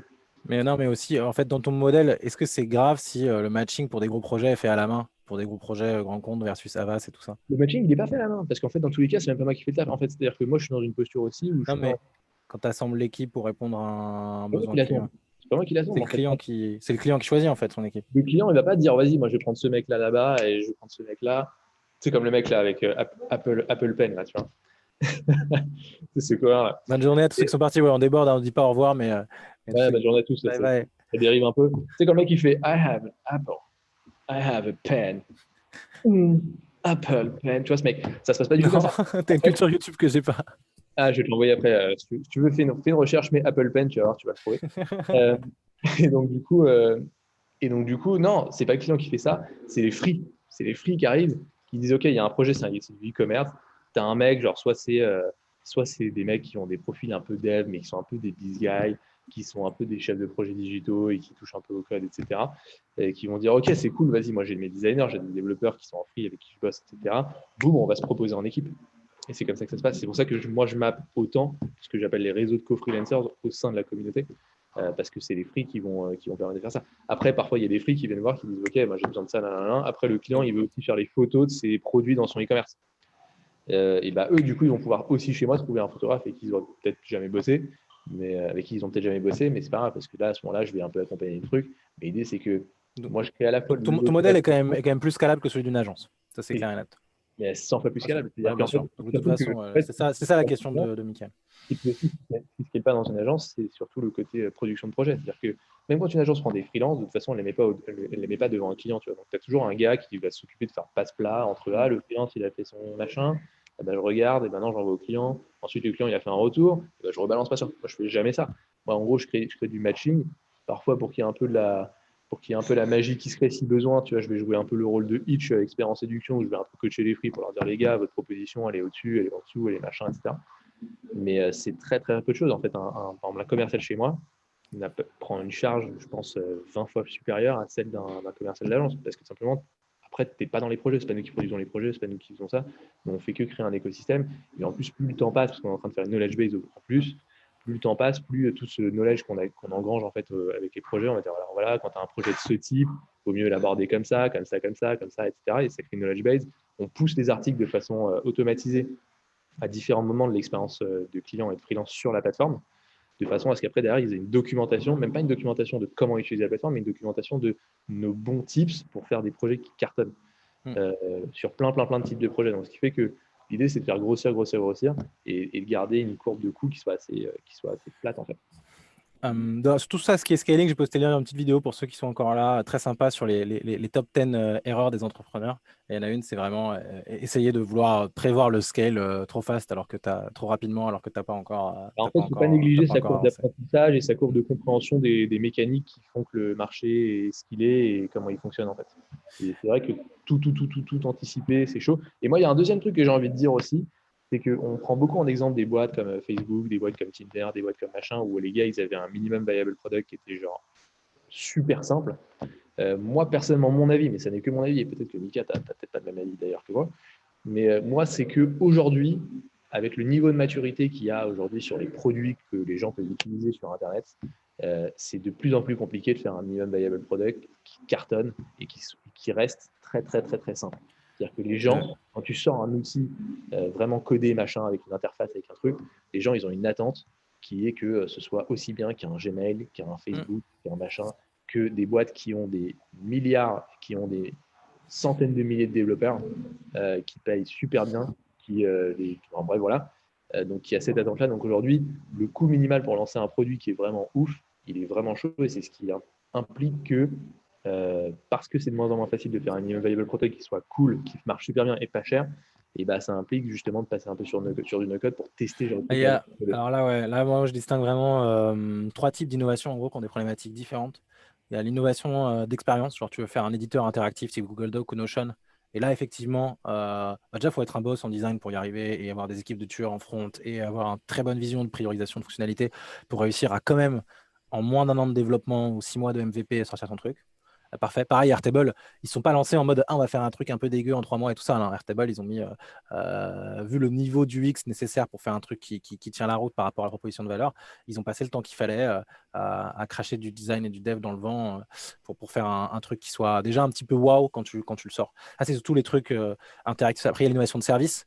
Les plateformes, les nouveaux types d'agences, les nouveaux systèmes qui relient A et B et C et tout ça, où l'innovation n'est pas tant sur vraiment l'expérience et le digital est plus un support. Et tu peux un peu, en fait, si tu voulais le pousser à l'extrême, tu pourrais faire ton MVP complètement à la mano. Et c'est le marketing le problème principal. Ça marche aussi pour différents types de réseaux sociaux. Et après, il y a donc là, le low-code, no-code, c'est là où en fait ça le plus sa place. Et après, tu as tout ce qui va être innovation tech, où il y a une composante tech forte. Genre, tu veux lancer YouTube, avant YouTube, bah, il faudra des ingénieurs qui savent vachement maîtriser tous les algorithmes de compression de vidéos et tout ça. Barrière à l'entrée tech très fort. Tu veux lancer TikTok, et ben, ouais, peut-être que tu peux faire un proto de TikTok aujourd'hui. Rapidement. Clubhouse, pareil. Peut-être que tu peux faire un proto de Clubhouse assez rapidement, mais le no-code ne va pas t'aider pour ça. Et là, tu auras une petite barrière technique de faisabilité à franchir, mais avec un use case très simple. Hein, Clubhouse, c'est ce truc-là, c'est quand même 3 fonctionnalités, quoi, mais hyper bien faites. Tu vas t'en sortir. Loom aussi. Loom est un exemple exceptionnel. Je ne sais pas si vous connaissez l'outil qui permet de prendre des petites vidéos rapidos. C'est juste un YouTube d'entreprise avec un système de capture de vidéo hyper facile à prendre en main. Mais il faut craquer un peu le modèle. Mais oui, la notion de MV, quand tu vois les talks justement de ce mec-là, Guy Kawasaki, donc en 2014, lui, de son point de vue, c'est vraiment, tu prends 2 développeurs dans un garage et en 6 mois, c'est sûr qu'ils ont fait un truc qui est mieux que le reste du monde. Mais ça, c'est fini. Ça, c'est fini. Hein. En, Exactement. cin- en 5 ans, en 5 ans, ça a complètement changé. Ouais. De dire, les gars, ça, c'est plus forcément aussi Ça, urgent. ouais, il À faut moins que, franchement, tu t'adresses une niche de ouf sur ouais. lesquelles il n'y avait personne. En fait, il y avait juste 2-3 trucs à faire. Ça existe encore, mais disons que les trucs un peu obvious, c'est terminé. Ouais, c'est ça, les trucs faut être, ouais, c'est un peu difficile sur vraiment les Et trucs encore même digitaux. dans les trucs où tu peux faire un produit super léger, parfois ça dépend même pas forcément de ça, comme la Mimica. Donc c'est là où maîtriser un petit peu les tenants et aboutissants de ces choses-là avant de se lancer aussi, c'est intéressant. Après, moi de toute façon, je pense que c'est toujours. On a, J'allais dire, ça vous évitera de vous planter, mais plantez-vous. De toute façon, plantez-vous, les gars. On a une dernière question d'Omar qui nous dit, mais du coup, tout ce système Airtable, Zapier, machin, il n'y a pas que toi qui l'utilise, c'est toi qui l'as configuré, mais il y a d'autres gens qui l'utilisent. Donc, Ouais, en fait, j'ai est-ce que tu réalisé as un truc. intégré pour que les gens, est-ce que les gens le maîtrisent, comment tu les as formés Bah, en fait, moi, ce que j'ai utilisé, machin. c'est j'ai réalisé que j'ai utilisé à mort. En fait, mais maintenant, en fait, si tu veux, j'avais oublié. C'est pourquoi? Parce que maintenant, comme c'est intégré et que mon équipe, elle a pas trop bougé depuis un an parce que je n'augmente pas j'augmente pas mon cash burn, je suis pas fou. Surtout en plus de Covid. Du coup, en fait, non, moi, j'ai utilisé dans Airtable parce qu'en fait, comme Airtable, c'est un peu la place centrale. Après tout ce qui se déclenche en mail, machin, bah, c'est pas l'endroit où les choses se font, c'est les choses qui se déclenchent après en parallèle. Du coup, j'ai utilisé dans Airtable, tu vois, par exemple, sur un truc sur la base Airtable. Je ne sais pas si tu peux montrer Mika en parallèle. Regarde, va sur une base J'ai Airtable. essayé, mais j'y étais dessus, mais je l'ai perdu. En gros, tu peux mettre des petits. Tu as plein d'endroits sur lesquels tu peux t'exprimer, en fait, qui sont un peu des champs Ouais, d'expression libres, exactement. sur lesquels tu peux C'est la mettre des documentation. petits mots, machin. Donc, tu vois, par exemple, sur le nom de ta base, par exemple, là, tu es sur quoi? Là, tu es sur un champ ou là, tu es sur une vue? Sur une vue. Ouais, tu vois, tu peux décrire une vue. Tu peux dire, alors voilà, cette vue, elle sert à ceci, elle sert à cela. Alors, typiquement, moi, voilà, j'ai des vues. Attends, tu peux loquer des vues ou pas? Genre au niveau Ouais, des ouais, filtres. ouais, ouais. Ah, au niveau des. Ah, Ouais, bien sûr. Ouais. ah, Maintenant, tu peux. Maintenant, tu peux. avant, Il on faut pouvait avoir pas. différents. Oui, tu pouvais Faut faire avoir deux comptes. Toi, tu n'as qu'un seul compte, mais il faut avoir deux comptes. Il faut avoir un compte qui a le rôle d'admin, qui donc peut loquer les vues et tout. Il faut que les autres rôles aient juste un rôle de collaborateur. Et tu Ah, peux non ouais. seulement loquer les vues, mais après, tu as les fonctionnalités de lock au niveau des fields. Ouais. Typiquement, moi, j'ai mis en place mes automations à un moment où il était possible de déclencher des apps que parce que tu avais des records qui apparaissaient dans des vues Bien filtrées. sûr, c'est toujours comme ça que ça marche. Et Ouais. au tout début, il y a pas une autre possibilité où genre juste c'est directement dans le. Ou genre c'est direct dans juste un update Ah du oui, record. oui, oui, mais c'est celle-là la plus puissante. C'est celle que tu as dit, C'est c'est ça. celle-là. Du coup, non, mais au tout début, voilà, bon, c'est en 2019, j'ai commencé à mettre en place. Donc, du coup, c'était en mode que un nouveau record qui apparaît dans une vue, ce qui fait que du coup, tu crées des vues un peu thématiques, machin, avec des filtres. Et évidemment, il ne fallait absolument pas toucher aux filtres de ces vues. Parce que Exactement. si c'est l'apparition de ces records dans cette vue qui déclenche le Zapier, si tu touches au filtre et que ça fait apparaître plein de records qui n'ont pas lieu d'être ici, ça te déclenche un tas de zaps. Mais c'est une énorme connerie. Donc, du coup, moi, j'ai mis un peu des petits mots partout, c'est-à-dire sur les colonnes, sur les vues, même dans la base. Tu as vu, dans la base, tu as un truc pour mettre un petit mot là. Donc, moi, j'ai mis règle d'or, ne pas toucher au filtre. Mhm. Exactement. Donc voilà, et puis après j'ai utilisé aussi, tu as dans les petites apps à droite, tu peux mettre t'as un truc sur un éditeur de texte classique qui permet de mettre des descriptions. Donc du coup, moi j'ai fait des petits modes d'emploi au tout début sur les trucs. Maintenant, on les touche plus du tout, je les ai relégués en bas de la, tu vois, à droite, tu as les apps. Ouais, je sais, mais là, je pourrais pas le montrer parce que je suis pas. Bref.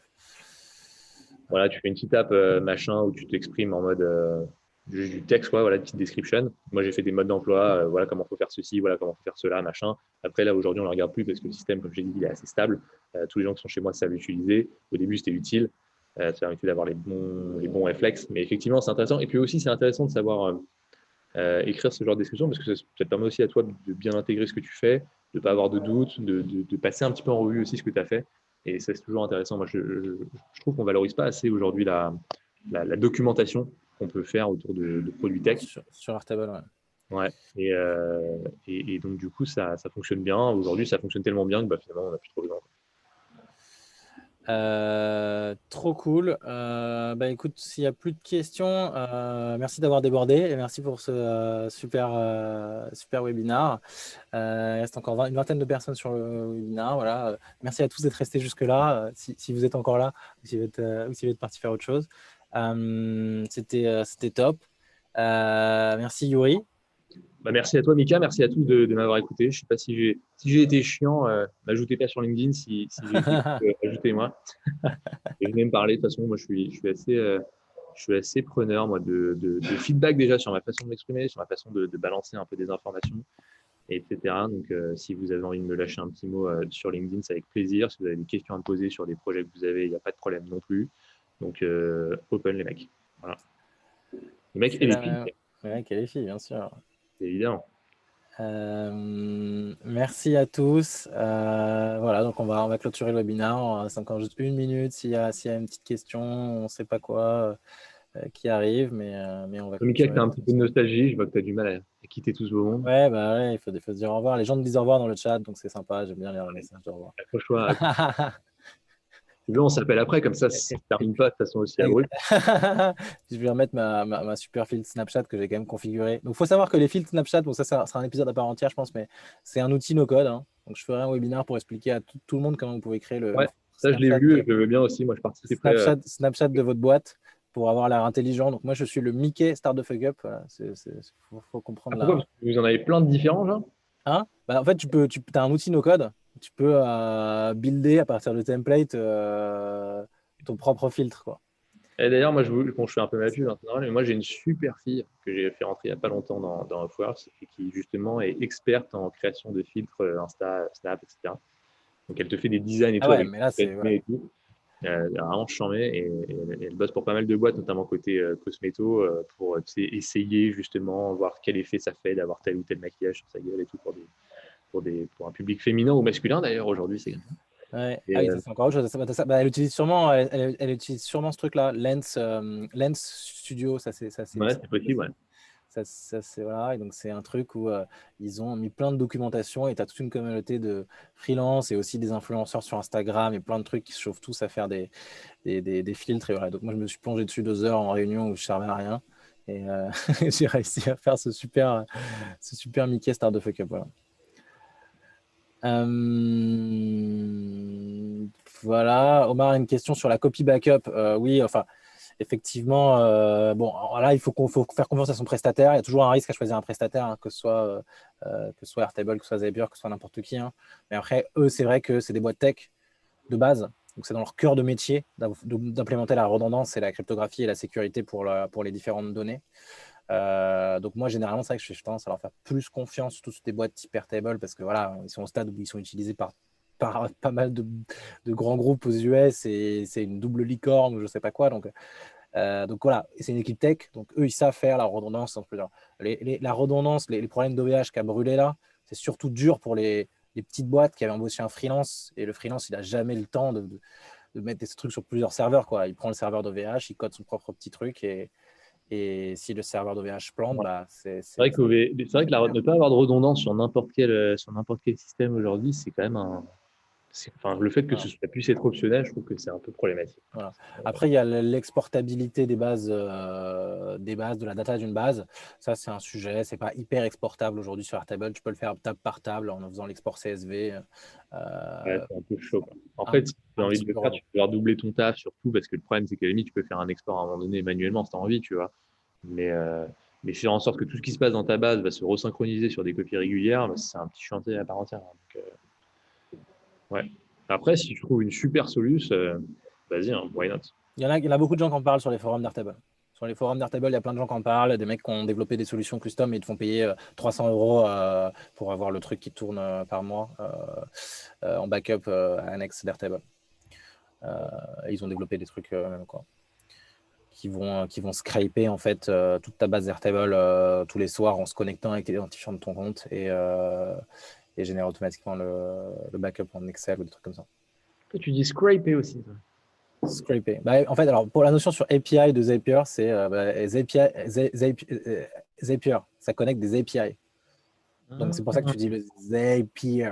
Tu vois. Mais moi, je dis API, en fait. Ouais, en fait, c'est ça, je suis con. Ça change rien.